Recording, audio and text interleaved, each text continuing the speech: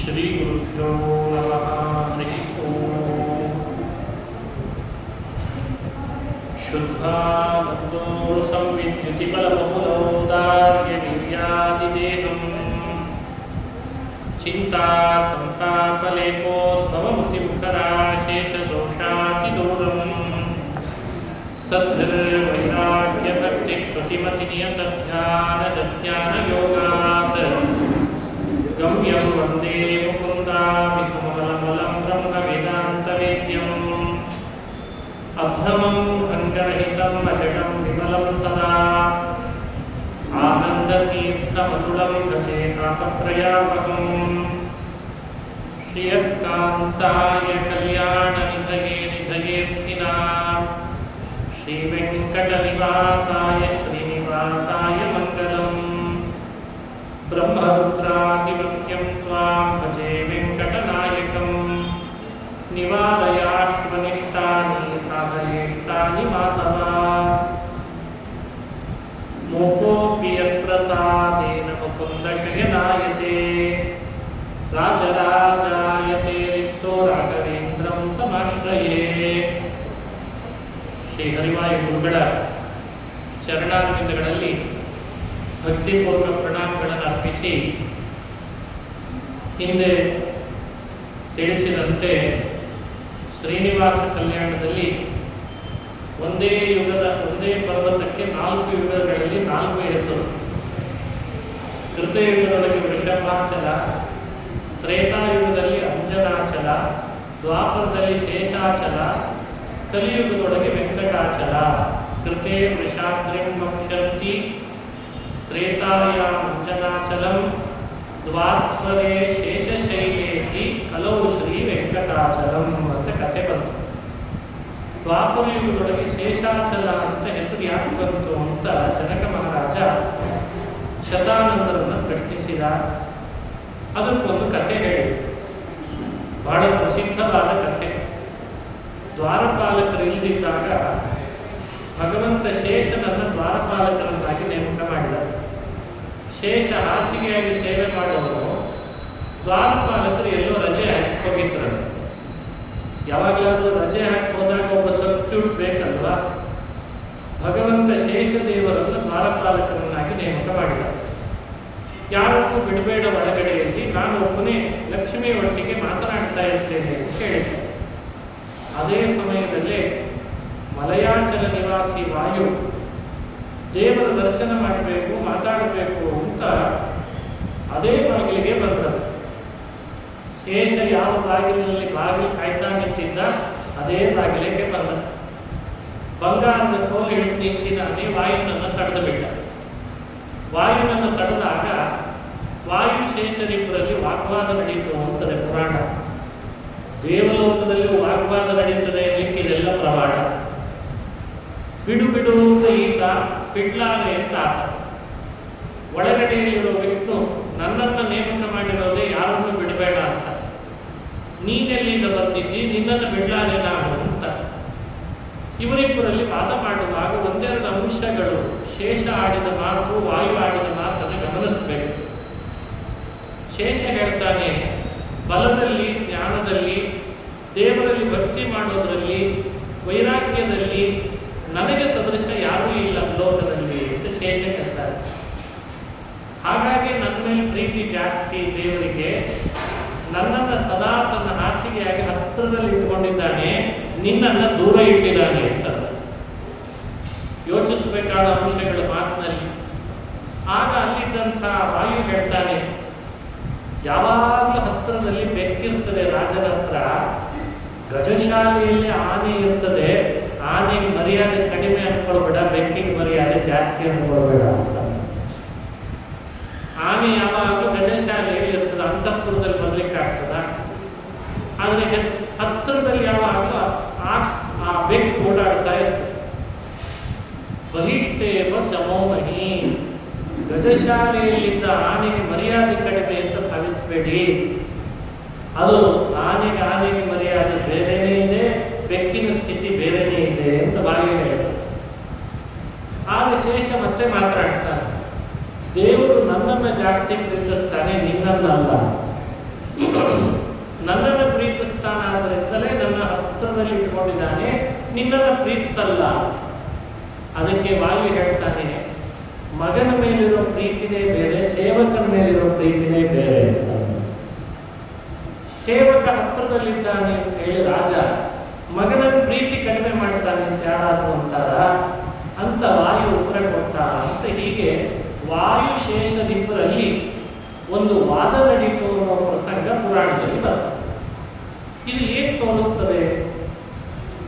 ತೋರಿಸ್ತದೆ ಅದಕ್ಕೆ ವಿವರಣೆ ಮಾಡ್ತಾರೆ ಹಿರಿಯರು. ನಾವು ಅದನ್ನು ಅನುಸಂಧಾನ ಹ್ಯಾಕ್ ಮಾಡಬೇಕು. ಭಗವಂತನ ಅತ್ಯಂತ ಸಮೀಪದಲ್ಲಿದ್ದು ಶೇಷನಿಗೆ ಗರ್ವ ಜಾಸ್ತಿ ಆಗಿತ್ತಂತೆ. ದೂರದಲ್ಲಿದ್ದರೂ ಕೂಡ ವಾಯುವಿಗೆ ಸ್ವಲ್ಪವೂ ಗರ್ವ ಬಂದಿರಲಿಲ್ಲ.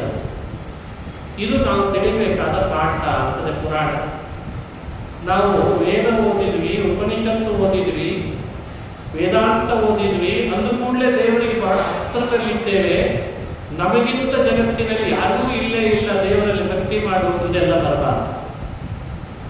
ಸಣ್ಣ ಉದಾಹರಣೆ ಹೇಳಿದೆ ಅಷ್ಟೇ. ಬರೀ ವೇದ ಓದಿರೋದು ವೇದಾಂತ ಓದಿರೋದಷ್ಟೇ ಸಂಬಂಧ ಅಲ್ಲ. ಎಲ್ಲ ದೃಷ್ಟಿಯಿಂದಲೂ ಈ ಉದಾಹರಣೆಯನ್ನು ನಾವು ಅನುಸಂಧಾನ ಮಾಡಬೇಕು. ಮನುಷ್ಯನಿಗೆ ದೇವರ ಸಾಮೀಪ್ಯ ಅಹಂಕಾರ ಬರಲಿಕ್ಕೆ ಕಾರಣ ಆಗಬಾರದು. ದೇವರ ಸಾಮೀಪ್ಯ ಮತ್ತಷ್ಟು ದೇವರ ಬಗ್ಗೆ ಭಕ್ತಿ ಮಾಡಲಿಕ್ಕೆ ಕಾರಣ ಆಗಬೇಕು, ವಿನಮ್ರನಾಗಲಿಕ್ಕೆ ಕಾರಣ ಆಗಬೇಕು, ಕಿರಿಯರನ್ನ ಗೌರವಿಸಲಿಕ್ಕೆ ಕಾರಣ ಆಗಬೇಕು. ಅದು ಬಿಟ್ಟು ಇವನಿಗೆ ಅಹಂಕಾರ ಬಂದ್ಬಿಟ್ಟು ಇದನ್ನು ಹ್ಯಾಕ್ ಶಮನ ಮಾಡಬೇಕು? ಅವನೊಟ್ಟಿಗೆ ಮಾತನಾಡ್ತಾ ನಿಂತರೆ ಸಮಯ ವ್ಯರ್ಥ. ಅಷ್ಟರಲ್ಲೇ ಭಗವಂತ ಹೊರಗೆ ಬಂದ. ಲಕ್ಷ್ಮಿ ಹೇಳಿದ್ಲಂತೆ, ಲಕ್ಷ್ಮಿಯ ನಿರೋಧಿತ ಶ್ರೀಮಾ. ಲಕ್ಷ್ಮಿ ಹೇಳಿದ್ದು, ಪ್ರೇರಣೆ ಮಾಡಿದ್ದು ಭಗವಂತನನ್ನ, ಸ್ವಾಮಿ ಏನೋ ವಿವಾದ ನಡೀತಾ ಇದೆ ಹೊರಗಡೆ, ನೀವೇ ಹೋಗಿ ಅದನ್ನು ಬಗೆಹರಿಸಬೇಕು ಅಂತ. ಆಗ ಭಗವಂತ ಹೊರಗೆ ಬಂದು ನೋಡ್ತಾನೆ ಶೇಷನ ಆಕ್ರೋಶದ ಮಾತುಗಳನ್ನು ಕೇಳಿದ. ಕಿಮರ್ಥಂ ಕ್ರೋಶಸೆ ಶೇಷ, ಯಾಕಷ್ಟು ಕ್ರೋಶದ ಮಾತುಗಳನ್ನು ಆಡ್ತಿದ್ದಿ, ಯಾರು ಬಂದಿದ್ದಾರಲ್ಲಿ ಅಂತ. ಎಲ್ಲ ಗೊತ್ತವನಿಗೆ ಸರ್ವಜ್ಞ, ಸರ್ವಶಕ್ತ, ಸರ್ವೇಶ್ವರ, ಸರ್ವಾಂತರ್ಯಾಮಿಯಾದರೂ ಶ್ರೀನಿವಾಸ ಆ ಶ್ರೀಹರಿ ಭಕ್ತರ ಮೇಲೆ ನಟನೆ ಮಾಡಿ ತೋರಿಸ್ತಾನೆ, ವಿಡಂಬನೆ ಮಾಡಿ ತೋರಿಸ್ತಾನೆ ಭಕ್ತರು. ಆಗ ಶೇಷ ಹೇಳಿದ, ನನ್ನ ಮಾತನಾಡಿಸ್ತಾ ಇದ್ದಿ ಶೇಷ. ಅವನು ಭಗವಂತ ಬಂದ ಕೂಡಲೇ ಈ ವಾಯು ಮಲಯಾಚಲ ವಾಸಿ ನಾನೇ ಶ್ರೇಷ್ಠ ಅಂದ್ಕೊಂಡು ಒಳಗೆ ನುಗ್ಗಲಿಕ್ಕೆ ಹೊರಟಿದ್ದ. ನಿನ್ನ ಅನುಮತಿ ಇಲ್ಲ, ನಿನ್ನನ್ನ ಬಿಡಲಾರೆ ನಾನು ಅಂತ ತಡೆದಿದ್ದೇನೆ. ನೀನೇ ಹೇಳು ಮಹಾವಿಷ್ಣು, ನಾನು ಶ್ರೇಷ್ಠನೋ ಇವನು ಶ್ರೇಷ್ಠನೋ ಅಂತ ಮಾತು ಶುರು ಮಾಡಿದ್ರು. ನನ್ನ ಮೇಲೆ ಪ್ರೀತಿ ಜಾಸ್ತಿನೋ ನೀವನ ಮೇಲೆ ಪ್ರೀತಿ, ಹೀಗೆ ಮಾತು ಶುರುವಾಯಿತು. ದೇವರಂದ, ನವಾನ್ಮಾತ್ರೇಣ ಪೌರುಷ್ಯಂ ಪ್ರಿಯಾ ಕೇವಲ ಉತ್ತಮಂ. ಮಾತನ್ನು ಆಡಿ ಪೌರುಷ ತೋರಿಸೋರು ಲೋಕದಲ್ಲಿ ಬಹಳ ಜನ ಇದ್ದಾರೆ. ಎಚ್ಚೆತ್ತ ಪೌರುಷ ತೋರಿಸ್ತಿರ್ತಾರೆ ಮಾತಾಡಿ. ಎಲ್ಲ ಸೆಕ್ಟರ್ನಲ್ಲೂ ಇಂಥ ಜನ ಇರ್ತಾರೆ, ಎಲ್ಲ ಥರದ ಕ್ಷೇತ್ರದಲ್ಲೂ ಇರ್ತಾರೆ. ಮಾತಾಡ್ತಾರೆ, ಆಡ್ತಾರೆ. ನಮ್ಮ ಕಡೆ ಭಾಷೆಯಲ್ಲೇ ಹೇಳ್ತೇವಲ್ಲ, ಅವನೇನಾದ್ರೂ ಮಾತಾಡ್ಲಿಕ್ಕೆ ಶುರು ಮಾಡಿದ ಅಂದ್ರೆ ರೊಕ್ಕ ಕೊಟ್ಟು ಬಿಡಿಸ್ಕೊಂಡು ಹೋಗ್ಬೇಕಾಗ್ತದ. ಸಾಕು ಮಾಡಪ್ಪ ಮಾರಾಯ, ನೀನು ಮಾತೇ ಮಾತು ಅಂತ ರೊಕ್ಕ ಕೊಟ್ಟು ಬಿಡಿಸ್ಬೇಕಾಗ್ತದೆ. ದೇವರು ಅವತ್ತೇ ಹೇಳಿದ ಮಾತು, ನವಾನ್ಮಾತ್ರೇಣ ಪೌರುಷ್ಯಂ. ಬಾಯಿ ಮಾತಿನಿಂದ ಲೋಕದಲ್ಲಿ ಪೌರುಷ ತೋರಿಸೋದಲ್ಲ, ಕ್ರಿಯಾ ಕೇವಲ ಉತ್ತಮಂ. ಕೆಲಸ ಮಾಡಿ ತೋರಿಸ್ಬೇಕು. ನೀನು ನೋಡಿದ್ರೆ ಹಾಗೆ ಮಾತನಾಡ್ತಾ ಇದೆಯಲ್ಲ ಅಂತ. ಸರಿ, ಶೇಷ ಒಪ್ಪಿದ. ನೀನೇನು ಹೇಳ್ತೀಯ ಅದನ್ನು ನಾನು ಮಾಡ್ತೇನೆ, ನನ್ನ ಸಾಮರ್ಥ್ಯ ಏನು ಅಂತ ತೋರಿಸ್ತೇನೆ ಇವತ್ತು ಅಂತ ಶುರು ಮಾಡ್ತೇನೆ. ಆಗ ಭಗವಂತ ಅಲ್ಲಿರುವಂಥ ಆನಂದಗಿರಿ ಅಂತ ಬೆಟ್ಟ ತೋರಿಸಿ, ನಿನ್ನ ಶರೀರವನ್ನು ಅದಕ್ಕೆ ಸುತ್ತಲೋ, ಸ್ವಲ್ಪ ಅಡಗಾಡಿಸಲಿಲ್ಲ ವಾಯು ಅಂತಂದ್ರೆ ನಿನ್ನ ಬಲ ಜಾಸ್ತಿ, ಆತ ಏನಾದರೂ ಅಡಗಾಡಿಸಿದ ಅಂದ್ರೆ ನಿನ್ನ ಬಲ ಕಡಿಮೆ ಅಂತ ಇದ್ದ. ನೀನಾವಾಗ ಬಲ ಕಡಿಮೆ ಅಂತ ಆಗ್ತದೆ. ಶೇಷ ಅದಕ್ಕೆ ಒಪ್ಪಿ ಇಡೀ ಬೆಟ್ಟಕ್ಕೆ ತನ್ನ ದೇಹವನ್ನು ಗಟ್ಟಿಯಾಗಿ ಸುತ್ತಕೊಂಡ. ಅದೇ ಗಟ್ಟಿ ಸುತ್ತಕೊಂಡಿದ್ದಾನೆ, ತನ್ನ ಬಲ ಎಲ್ಲ ಹಾಕಿ. ವಾಯು ಬಂದು ತನ್ನ ಕಿರಿಬೆರಳಿನಿಂದಲೇ ಆ ಪರ್ವತವನ್ನು ಚಿಮ್ಮಿದ. ಚಿಮ್ಮಿದ್ರೆ ಉತ್ತರ ದಿಗ್ಭಾಗದಲ್ಲಿದ್ದ ಬೆಟ್ಟ ಅಲ್ಲಿಂದ ಚಿಮ್ಮಿದ್ದು ದಕ್ಷಿಣ ಭಾಗಕ್ಕೆ ಹೊರಡುತ್ತಂತೆ. ಬೆಟ್ಟಕ್ಕೆ ಬೆಟ್ಟವೇ ನುಚ್ಚು ನೂರಾಗಿ ಬಿಡಬೇಕು, ಶೇಷನೂ ಕೂಡ ನುಚ್ಚು ನೂರಾಗಬೇಕು, ಆ ಸ್ಥಿತಿ ಬಂದಿದೆ. ಅಷ್ಟು ವೇಗದಲ್ಲಿ ಹೋಗ್ತಿದೆ ಅಂತೆ ಚಿಮ್ಮಿದ್ದು. ಅಷ್ಟರಲ್ಲಿ ಬೆಟ್ಟದ ಅಧಿಪತಿ ಮೇರು ಅಂತ ಒಬ್ಬ ಪರ್ವತದ ತಂದೆ, ಆನಂದ ಪರ್ವತದ ತಂದೆ ಹೆಸರು ಮೇರು ಅಂತ ಇಟ್ಟಿದ್ದಾರೆ. ಮೇರು ವಾಯುನನ್ನು ಬೇಡ್ಕೊಂಡ. ನಮಸ್ತೆ ವಾಯೋ ತ್ವಮೇವ ಪ್ರತ್ಯಕ್ಷಂ ಬ್ರಹ್ಮಾಸಿ. ನಮಸ್ಕಾರ ಮಾಡ್ತೇನೆ, ನೀನು ಪ್ರತ್ಯಕ್ಷ ಬ್ರಹ್ಮ, ನಿನ್ನ ಬಲದ ಮುಂದೆ ಯಾರ ಬಲ ಇದೆ? ನೀನು ಶೇಷ ಏನೋ ವಿವಾದ ಮಾಡಿಕೊಂಡ್ರೆ ನನ್ನ ಮಗನ ಯಾಕೆ ಈ ಪರಿ ಮಾಡಿದರೆ ಅಂತ ಕೇಳ. ನಿಮ್ಮಿಬ್ಬರ ಜಗಳದಲ್ಲಿ ನನಗೂ ಸ್ಫುಟವಾಗ್ತಾ ಇದೆ, ಅವನನ್ನೇನಾದ್ರೂ ಮಾಡಿ ಉಳಿಸು ಅಂತ ಬೇಡ್ಕೊಂಡ. ವಾಯು ಮೇರುವಿನ ಪ್ರಾರ್ಥನೆಯಂತೆ ಆನಂದ ಪರ್ವತವನ್ನ ಹೋಗ್ತಿದ್ದ ವೇಗವನ್ನು ಹಾಗೆಯೇ ಹಿಡಿದು ಎಳೆದು ನಿಲ್ಲಿಸಿಬಿಟ್ಟ. ಬಲ ಎಳೆದು ನಿಲ್ಲಿಸಿದಾಗ, ವೇಗವನ್ನು ಎಳೆದು ನಿಲ್ಲಿಸಿದಾಗ ಬೆಟ್ಟ ಕೆಳಗಡೆಯಲ್ಲಿ ಕುಳಿತುಕೊಂಡು ಶೇಷ ನಿರ್ವಿಣ್ಣನಾಗಿದ್ದ. ಶೇಷ ಆಗ ಎದ್ದು ನಿಂತು ಒಳಗಿರುವ ಅಹಂಕಾರ ಎಲ್ಲ ದೂರ ಆಗಿತ್ತು. ವಾಯುದೇವರನ್ನು ಪ್ರಾರ್ಥನೆ ಮಾಡ್ತಾನೆ, ತಪ್ಪಾಯಿತು, ಕ್ಷಮಿಸಿಬಿಡಿ ನನ್ನನ್ನ, ಬಹಳ ಅಹಂಕಾರ ಪಟ್ಟುಬಿಟ್ಟೆ, ನನ್ನ ಬಲ ಜಾಸ್ತಿ ಅನ್ಕೊಂಡು ಕ್ಷಮಿಸಿ, ಇನ್ನೊಮ್ಮೆ ಹೀಗೆ ಮಾಡಲ್ಲ ಅಂತ ಕ್ಷಮೆ ಕೇಳಿದ ಅಂತ ಕಥೆ. ಆಗ ದೇವತೆಗಳೆಲ್ಲ ಸೇರಿ ಶೇಷ ಗರ್ವಭಂಗ ಆದಾಗ ಪರ್ವತಕ್ಕಿಂತ ಮೇಲಿದ್ದ ಶೇಷಾಚಲ ಅಂತ ಹೆಸರು ಬರಲಿ ಅಂತ ಮಾಡಿದ್ದಾರೆ. ಮೊದಲು ಇದ್ದಂತಹ ಹೆಸರು ಕೃತಯುಗದೊಳಗೆ ಅಂಜನಾಚಲ, ದ್ವಾಪರದಲ್ಲಿ ಶೇಷಾಚಲ ಅಂತ ಮಾಡಿದ್ದಾರೆ. ಈ ಚರಿತ್ರೆಯನ್ನು ನಾವು ಶ್ರವಣ ಮಾಡಬೇಕು. ಏನು ಈ ಚರಿತ್ರೆಯ ಸಂದೇಶ? ಮನುಷ್ಯ ಬರೀ ಮಾತಿಂದ ಪೌರುಷ ತೋರಿಸೋದನ್ನು ಕಡಿಮೆ ಮಾಡಲಿ ಅನ್ನೋದು ಒಂದು. ಎರಡನೇದು, ಮನುಷ್ಯರಿಗೆ ಬಲ ಯಾವಾಗ ತಿಳಿಯುತ್ತದೆ? ಸಮಯ ಬಂದಾಗ, ಪ್ರತಿಸ್ಪರ್ಧಿ ನಿಂತಾಗಲೇ ತಿಳಿಯುತ್ತದೆ. ಅದು ಇಲ್ಲ ಅಂತಾದಾಗ ತಿಳಿಯಲ್ಲ. ಆಧ್ಯಾತ್ಮಿಕವಾದ ಮತ್ತೊಂದು ಸಂದೇಶವನ್ನು ಕೊಡ್ತಾರೆ ಹಿರಿಯರು. ದೇವಲೋಕದಲ್ಲಿ ದೇವತೆಗಳಲ್ಲಿ ಶ್ರೇಷ್ಠ ದೇವತೆ ಯಾರು ಅಂತ ತಿಳಿಬೇಕಾದ್ರೆ ಬಲವೇ ಮಾನದಂಡ. ಬಲದ ಜೊತೆಗೆ ಜ್ಞಾನವೂ ಇರ್ತದೆ. ಆದರೆ ಬಲವನ್ನೇ ಇಟ್ಟುಕೊಂಡು ವ್ಯವಸ್ಥೆ ಮಾಡಿಕೊಳ್ಳ್ರಿ ಅಂತ ಹಿರಿಯರು ಹೇಳಿದ್ದಾರೆ. ಅದಕ್ಕೆ ಈ ಕಥೆಯನ್ನು ತಿಳಿಸಿತು ಪುರಾಣ. ಶೇಷ ಹಾಗೂ ವಾಯು ಇಬ್ಬರಲ್ಲಿ ಇಬ್ಬರೂ ದೇವತೆಗಳೇ, ಇಬ್ಬರೂ ನಾರಾಯಣನ ಸೇವಕರೇ. ಆದರೂ ಇಬ್ಬರಲ್ಲಿ ಒಬ್ಬನಿಗೆ ಹೆಚ್ಚು ಗರ್ವ ಬಂದಿತ್ತು. ಉಪಶಮನ ಮಾಡುವಾಗ ಈ ಪಂದ್ಯ ಇಟ್ಟ. ಅಲ್ಲಿ ಶೇಷದ ಬಲ ಕಡಿಮೆ ಅನ್ನಿಸ್ತು, ವಾಯುವಿನ ಬಲ ಹೆಚ್ಚು ಅಂತ ತೋರಿತು. ಲಾಭ ಏನಿದರಿಂದ? ಶೇಷನಿಗಿಂತಲೂ ವಾಯು ಮೇಲಿದ್ದಾನೆ ಅನ್ನೋ ತಿಳುವಳಿಕೆ ನಮಗೆ ಪುರಾಣ ಕೊಡಬೇಕಾಗಿದೆ. ಯಾಕೆ? ಶೇಷನ ಬಲಕ್ಕಿಂತ ಹೆಚ್ಚಿನ ಬಲ ಯಾರಲ್ಲಿ ತೋರಿತು? ವಾಯುವಿನಲ್ಲಿ. ನಮ್ಮ ತಿಳುವಳಿಕೆ ಏನು?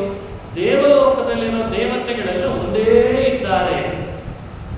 ಜಗತ್ತಿನಲ್ಲಿ ಅದನ್ನೇ ಇಟ್ಕೊಂತಾನೆ ಬಹಳಷ್ಟು ಸಾಹಿತ್ಯಗಳು ಹೊರಟು. ಅಸಮಾನತೆಯನ್ನು ಹೊರದೋಡಿಸ್ತೇನೆ ಅನ್ನೋ ಹೆಸರಿನಲ್ಲಿ ಬೌದ್ಧಿಕವಾಗಿ ಮನುಷ್ಯರಲ್ಲಿ ಇಲ್ಲದೇ ಇರುವ, ಎಂದೂ ಪ್ರಾಕ್ಟಿಕಲ್ಲಿ ಯೋಚಿಸಲಿಕ್ಕೆ ಆಗದೇ ಇರುವ ಒಂದು ವ್ಯವಸ್ಥೆ ತರ್ತೇನೆ. ಹಾಗಿಲ್ಲವೇ ಇಲ್ಲ ಜಗತ್ತಿನೊಳಗೆ. ಬಹಳ ಸೂಕ್ಷ್ಮ ಯೋಚನೆ ಮಾಡಬೇಕು ನಾವೆಲ್ಲ ಈ ವಿಷಯವನ್ನು. ದೇವಲೋಕದಲ್ಲಿಯೂ ಕೂಡ ದೇವತೆಗಳಲ್ಲಿ ಸಮಾನತೆ ಇಲ್ಲ. ದೇವತೆಗಳಲ್ಲಿ ಅವರವರದೇ ಆದ ಬಲ, ಜ್ಞಾನ, ಶಕ್ತಿ, ಆನಂದ, ಆ ಗುಣಗಳಿಂದ ಅವರವರಲ್ಲಿಯೂ ಕೂಡ ಎತ್ತರದಲ್ಲಿದ್ದಾರೆ, ಕೆಳಗಿದ್ದಾರೆ, ಮೇಲಿದ್ದಾರೆ. ಒಂದು ದೇವಲೋಕದಲ್ಲಿ ಇಲ್ಲದೆ ಇರೋದು ಏನು ಗೊತ್ತಾ? ಯಾರನ್ನು ಕಂಡು ತಮಗಿಂತ ಹೆಚ್ಚು ಬಲ ಇದೆ ಅನ್ನುವ ಮಾತ್ರಕ್ಕೆ ಇವರಿಗೆ ಅವ್ರ ಮೇಲೆ ಅಸೂಯೆ ಇಲ್ಲ. ಅದು ವಿಶೇಷ. ಇದು ನೋಡಿ ಅಸಮಾನತೆ, ಅಸಮತೋಲನ. ಯಾಕೆ ಅಂದ್ರೆ ಅವರ ಅರ್ಹತೆಗನುಗುಣ ಅವರಿಗೆ ಬಲ ಹೆಚ್ಚಿದೆ, ನನ್ನ ಅರ್ಹತೆಗನುಗುಣ ನನಗೆ ಬಲ ಅವರಿಗಿಂತ ಕಡಿಮೆ. ಇಷ್ಟೇ ವ್ಯವಸ್ಥೆ. ಇದನ್ನ ಚೆನ್ನಾಗಿ ಅರ್ಥಕೊಂಡ್ರೆ ಲೋಕದಲ್ಲೂ ಸಮಸ್ಯೆ ಬರಲ್ಲ. ಅವರವರ ಅರ್ಹತೆಗೆ ಅನುಗುಣವಾಗಿ ಅವರವರಿಗೆ ಬಲ, ಜ್ಞಾನ, ಸಂಪತ್ತು, ಪರಿಶ್ರಮ ಅವೆಲ್ಲವೂ ಅವರವರ ಅರ್ಹತೆಗೆ ಅನುಗುಣ. ಇದನ್ನು ತಿಳ್ಕೊಳ್ಳೋದೇನೆ ಲೋಕವನ್ನು ಭ್ರಮೆ ತರೋ ಹಾಗೆ ಸಮಾನತೆ ತರ್ತೇನೆ ಅಂದ್ರೆ ಅದಕ್ಕೆ ಅರ್ಥ ಇರಲ್ಲ. ಈ ಎಚ್ಚರಿಕೆಯನ್ನು ನಾವು ಯಾವಾಗಲೂ ಇಟ್ಕೊಳ್ಬೇಕು. ಸಮಾನತೆಯ ಅರ್ಥ ಬೇರೆ, ಅಸಮಾನತೆ ಅವರವರ ಅರ್ಹತೆಗೆ ಅನುಗುಣವಾಗಿ ನಾವು ತಿಳ್ಕೊಳ್ಳೇಬೇಕಾಗಿದೆ. ಇದಕ್ಕೆ ಸಾಕಷ್ಟು ಉದಾಹರಣೆಗಳಿದ್ದಾವೆ, ನಾವು ಅದನ್ನು ಪ್ರತ್ಯೇಕ ಕೊಡೋ ಕಾರಣ ಇಲ್ಲ. ದೇವಲೋಕದಲ್ಲಿಯೂ ಹೀಗೊಂದು ವ್ಯವಸ್ಥೆ ಇದೆ. ಹಾಗಾಗಿ ದೇವತೆಗಳಲ್ಲಿ ವಾಯು ಶ್ರೇಷ್ಠನೆನಿಸಿದ, ಶೇಷದೇವರು ಅವರಿಗಿಂತ ಕಡಿಮೆ ಎನಿಸಿದ್ರು. ಅವರು ಶ್ರೇಷ್ಠ ಕನಿಷ್ಠ ಅಂತ ಹೀಗೆ ತಿಳ್ಕೊಂಡ್ರೆ ನಾವು ನೀವು ಬೆರಳು ಮಾಡಬಾರ್ದೆ, ಅವನ ಶೇಷ ಏನು ಉಪಯೋಗ ಹಾಗಲ್ಬಾರ್ದು. ನಾವು ನೀವು ಕೈ ಮಾಡ್ಲಿಕ್ಕಲ್ಲ ಈ ಕಥೆ ಹೇಳಿ. ಶೇಷ ಸೋತ್ನಲ್ಲ, ಅವತ್ತು ಸೋತ್ನಲ್ಲ. ಅದೇ ಅವತ್ತು ವಾಯುದೇವರ ಜೊತೆಗೆ ಸೋತ ಅವಮಾನ ಅಂತಲ್ಲ, ಅವನೇ ತಾನೆ. ಹಿಂಗೆಲ್ಲ ನಾವು ಮಾತನಾಡಬಾರ್ದು, ಅದು ಅಪರಾಧ. ಶೇಷ ಬಹಳ ದೊಡ್ಡ ದೇವರು, ರುದ್ರದೇವರು, ಶೇಷದೇವರು, ಗರುಡದೇವರು, ಇವರದೆಲ್ಲ ಬಹಳ ಎತ್ತರದ ಸ್ಥಾನ ಆಗ್ತದೆ. ಪುರಾಣ ನಾವು ಊಹಿಸ್ಲಿಕ್ಕೂ ಸಾಧ್ಯ ಇಲ್ಲ ಅವರ ಸಾಧನದ ಎತ್ತರ ಎಷ್ಟು ಅಂತ. ಅಷ್ಟು ಎತ್ತರದಲ್ಲಿ ಅವರಿದ್ದಾರೆ ಎಂತದೆ ಪುರಾಣ. ಅವರಿಗಿಂತ ಎತ್ತರದಲ್ಲೂ ಇದ್ದಾರೆ ಅನ್ನಲಿಕ್ಕೆ ವಾಯು, ಬ್ರಹ್ಮ, ಸರಸ್ವತಿ, ಭಾರತಿ ಇವರೆಲ್ಲ ಅವರಿಗಿಂತ ಎತ್ತರ ಇದ್ದಾರೆ ಅಂತ ವಿವರಣೆ ಕೊಡ್ತಾರೆ. ಇದು ಶೇಷಾಚಲ ಚರಿತ್ರೆಯ ಸಂದೇಶ. ಇದಾದ ಮೇಲೆ ಬಂದದ್ದು ಕಲವು ಶ್ರೀ ವೆಂಕಟಾಚಲಂ, ಬಹಳ ಪ್ರಸಿದ್ಧ ಕಥೆ. ಪಾಂಡ್ಯ ದೇಶದ ಕನ್ಯೆಯನ್ನು ಮದುವೆ ಮಾಡಿಕೊಂಡಿದ್ದ ಮಾಧವ ಅಂತ ಒಬ್ಬ. ಅವನು ವಿಪ್ರ, ಸದಾಚಾರ ಸಂಪನ್ನ, ಒಳ್ಳೆಯ ಕುಲದಲ್ಲಿ ಬಂದಿದ್ದ, ಸತ್ಯವಂತನಾಗಿದ್ದ, ಶಾಸ್ತ್ರ ತಿಳಿದಿದ್ದ, ಒಳ್ಳೆಯ ವೇದಗಳನ್ನು ಓದಿದ್ದ. ಇಷ್ಟೆಲ್ಲ ಆಗಿಯೂ ಎಡವಿದ ಅಂತ ಪುರಾಣ ಹೇಳುತ್ತೆ. ಕಥೆ ಗೊತ್ತಿದೆ, ಸಂದೇಶವನ್ನು ಚಿಂತನೆ ಮಾಡಬೇಕು. ಎಲ್ಲ ತಿಳಿದವರೇ ಎಡವರು ಬಹಳ ಅಂತಂದಕ್ಕೆ ಈ ಕಥೆ. ಏನೂ ಗೊತ್ತಿಲ್ಲದೆ ಇದ್ದವನು ಎಡವಿದ್ರೆ ಸಮಸ್ಯೆ ಇಲ್ಲ, ಎಲ್ಲ ತಿಳಿದವರು ಎಡವಿದ ಅಂತ ಪುರಾಣ ನಮಗೆ ಎಚ್ಚರಿಕೆ ಕೊಡ್ತದೆ. ಅವನಿಗೆ ಆಸೆ ಆಯಿತು, ಸಂಭೋಗ ಮಾಡೋಣ ಅಂತ ಹೆಂಡತಿಯನ್ನ ಬೆಳಗ್ಗೆ ಸೂರ್ಯೋದಯದ ಸಮಯಕ್ಕೆ ಕರೀತಾನೆ. ಇದು ಎಂಥ ಅನ್ಯಾಯ! ಬೇಡ ಬೇಡ ಅಂತ ಒತ್ತಾಯ ಮಾಡಿದ್ರು ಕೇಳಲಿಲ್ಲ. ನೀರು ತರ್ತೇನೆ, ಹಾಗಾದ್ರೆ ಮನೆಯಲ್ಲಿ ಬೇಡ, ಸೂರ್ಯನ ಕಿರಣಗಳು ಬಿದ್ದಿದ್ದಾವೆ, ಯಜ್ಞ ಶಾಲೆಯಲ್ಲಿ ಯಜ್ಞ ನಡೀತಾ ಇದೆ, ಮಂತ್ರಗಳು ಕೇಳಿಸ್ತಾ ಇದ್ದಾವೆ, ವೇದಗಳ ಪಠಣ ಆಗ್ತಾ ಇದೆ, ತಾಯಿ ಮನೆ ಅಂಗಳದಲ್ಲಿ ಸಾರಿಸಿ ಗುಡಿಸಿ ರಂಗವಲ್ಲೇ ಹಾಕಿದ್ದಾಳೆ. ಈ ಸಮಯದೊಳಗೆ ನಿಮಗೆ ಈ ಆಸೆ ಬರಬಾರ್ದಾಗಿತ್ತು ಅಂತ ಹೆಂಡತಿ ಉಪದೇಶ ಮಾಡ್ತಾಳೆ ಮಾಧವನಿಗೆ. ಆದರೆ ಕಾಮಾತುರಾಣ ನಭಯಂ ನ ಲಜ್ಜ. ಕಾಮದ ಅತಿರೇಕ ಮನುಷ್ಯನಿಗೆ ವೇದ, ವೇದಾಂತ, ನಿಯಮ, ಮಾನವ ವ್ಯವಸ್ಥೆ ಎಲ್ಲ ಮರೆಸಿಬಿಡ್ತದೆ. ಭಯ ಇರಲ್ಲ, ಲಜ್ಜೆ ಇರಲ್ಲ. ಅದೇ ಕಾಮ ಮಾಡುವ ದೊಡ್ಡ ಕೆಟ್ಟ ಕೆಲಸ. ಅದಕ್ಕೆ ಕೃಷ್ಣ ಗೀತೆಯಲ್ಲಿ ಪಾಂಡವರನ್ನ ಉಪದೇಶಿಸಿ ಹೇಳುವಾಗಂತಾನೆ, ಭೀಷ್ಮ ದ್ರೋಣಾದಿಗಳನ್ನು ಗೆಲ್ಲು ಗೆಲ್ಲು ಅಂತನ್ನೋಕ್ಕಿಂತ ಒಳಗೆ ಸೇರಿಕೊಂಡ ಕಾಮವನ್ನು ಗೆಲ್ಲು ಅಂತ ಪದೇ ಪದೇ ಹೇಳ್ತಾರೆ.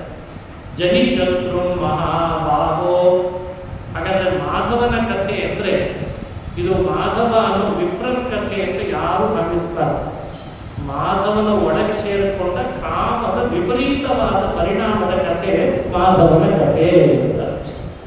ಪುರಾಣಗಳು ವ್ಯಕ್ತಿಯನ್ನ ಜಗತ್ತಿಗೆ ತಿಳಿಸ್ಲಿಕ್ಕೆ ಹೊರಟವುಗಳು ಅಲ್ಲ.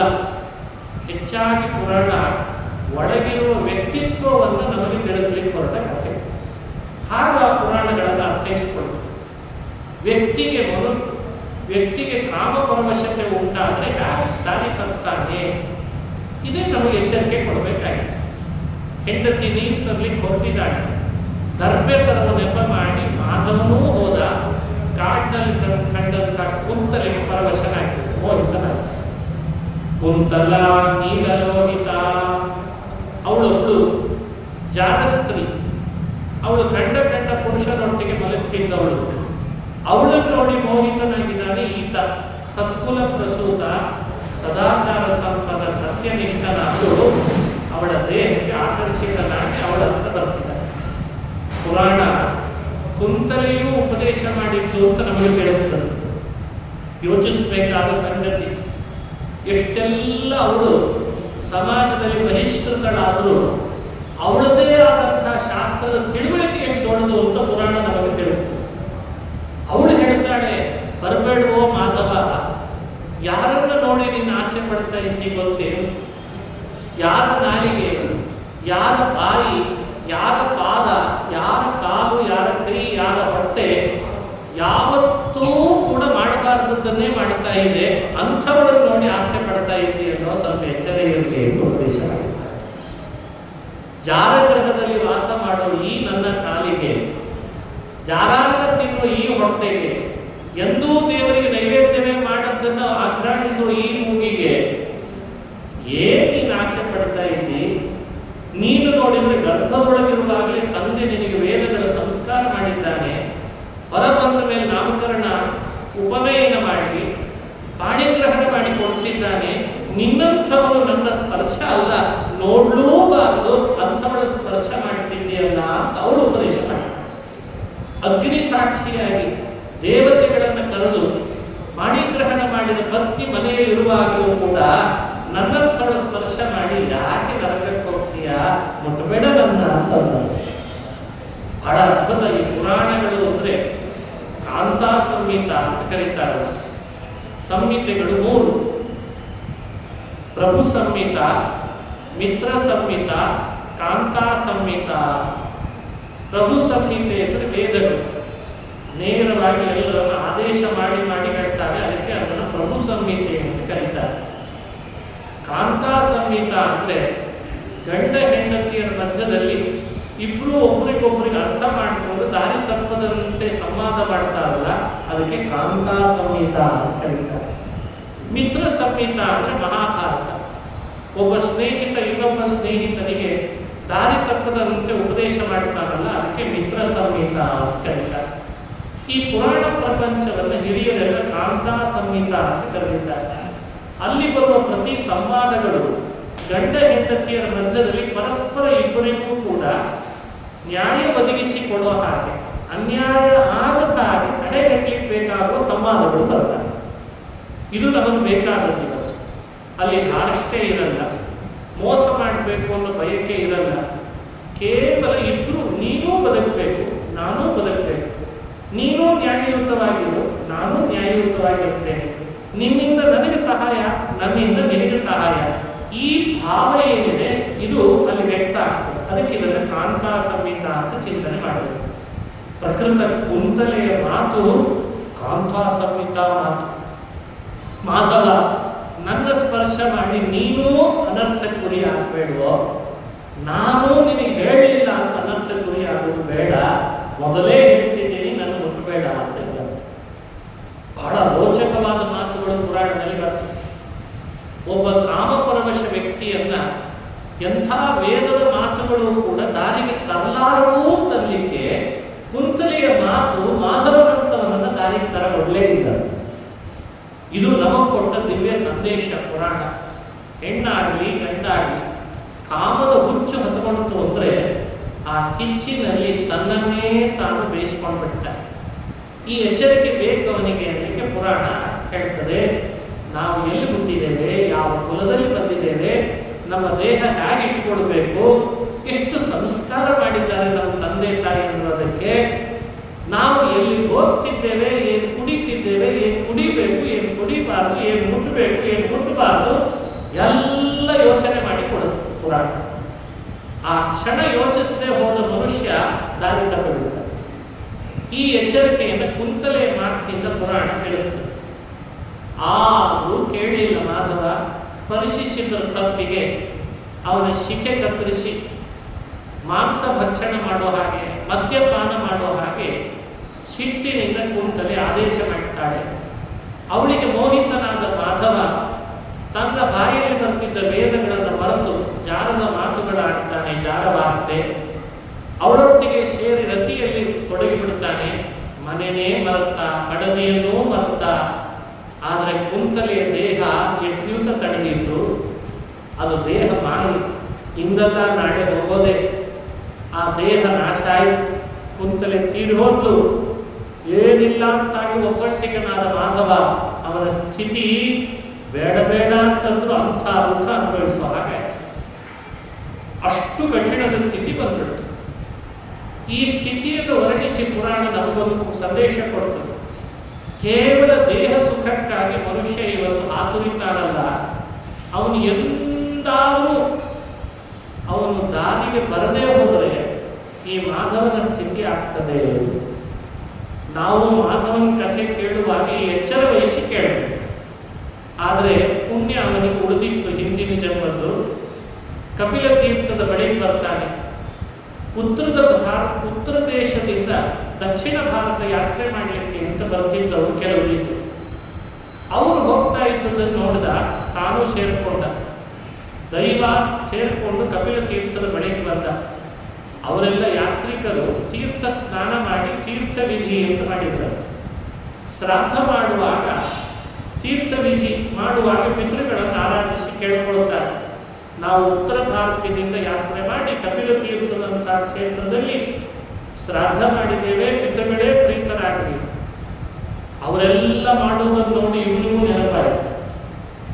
ನಾನು 12 ವರ್ಷ ಮನೆ ಕಡೆಗೆ ಹೋಗದೆ ನನ್ನನ್ನೇ ಮರೆತು ಕುಂತಲೆಯ ಸಹವಾಸ ಮಾಡಿ ಎಂಥ ಪಾಪ ಮಾಡಿಬಿಟ್ಟೆ, ಪಾಪಿಷ್ಟ ನಾನು, ದುರಾಚಾರಿ ನಾನು ಅಂತ ತನ್ನನ್ನು ತಾನು ಧಿಕ್ಕರಿಸಿಕೊಂಡು ಬೈಕೊಂಡು ನಾನು ಶ್ರಾದ್ದ ಮಾಡಬೇಕು ಅಂತ ಹೊರಟ. ಶ್ರಾದ್ದ ಮಾಡಬೇಕನ್ನಿಸಿದ್ರೆ ಅಕ್ಕಿ ಇಲ್ಲ, ಪಿಂಡ ಪ್ರದಾನ ಮಾಡಲಿಕ್ಕೆ ಅಕ್ಕಿ ಇಲ್ಲ. ಹ್ಯಾಕ್ ಮಾಡೋದು ಅಂತ ಯೋಚಿಸಿ ಅಲ್ಲೇ ಇದ್ದಂಥ ಮಣ್ಣನ್ನು ಸೇರಿಸಿ ಪಿಂಡ ಕಟ್ಟಿ ಕಪಿಲ ತೀರ್ಥದಲ್ಲೇ ಸ್ನಾನ ಮಾಡಿ ಪಿತೃಗಳಿಗೆ ಪಿಂಡದಾನ ಮಾಡಿದ ಅಂತ ಪುರಾಣ ಹೇಳ್ತಾರೆ.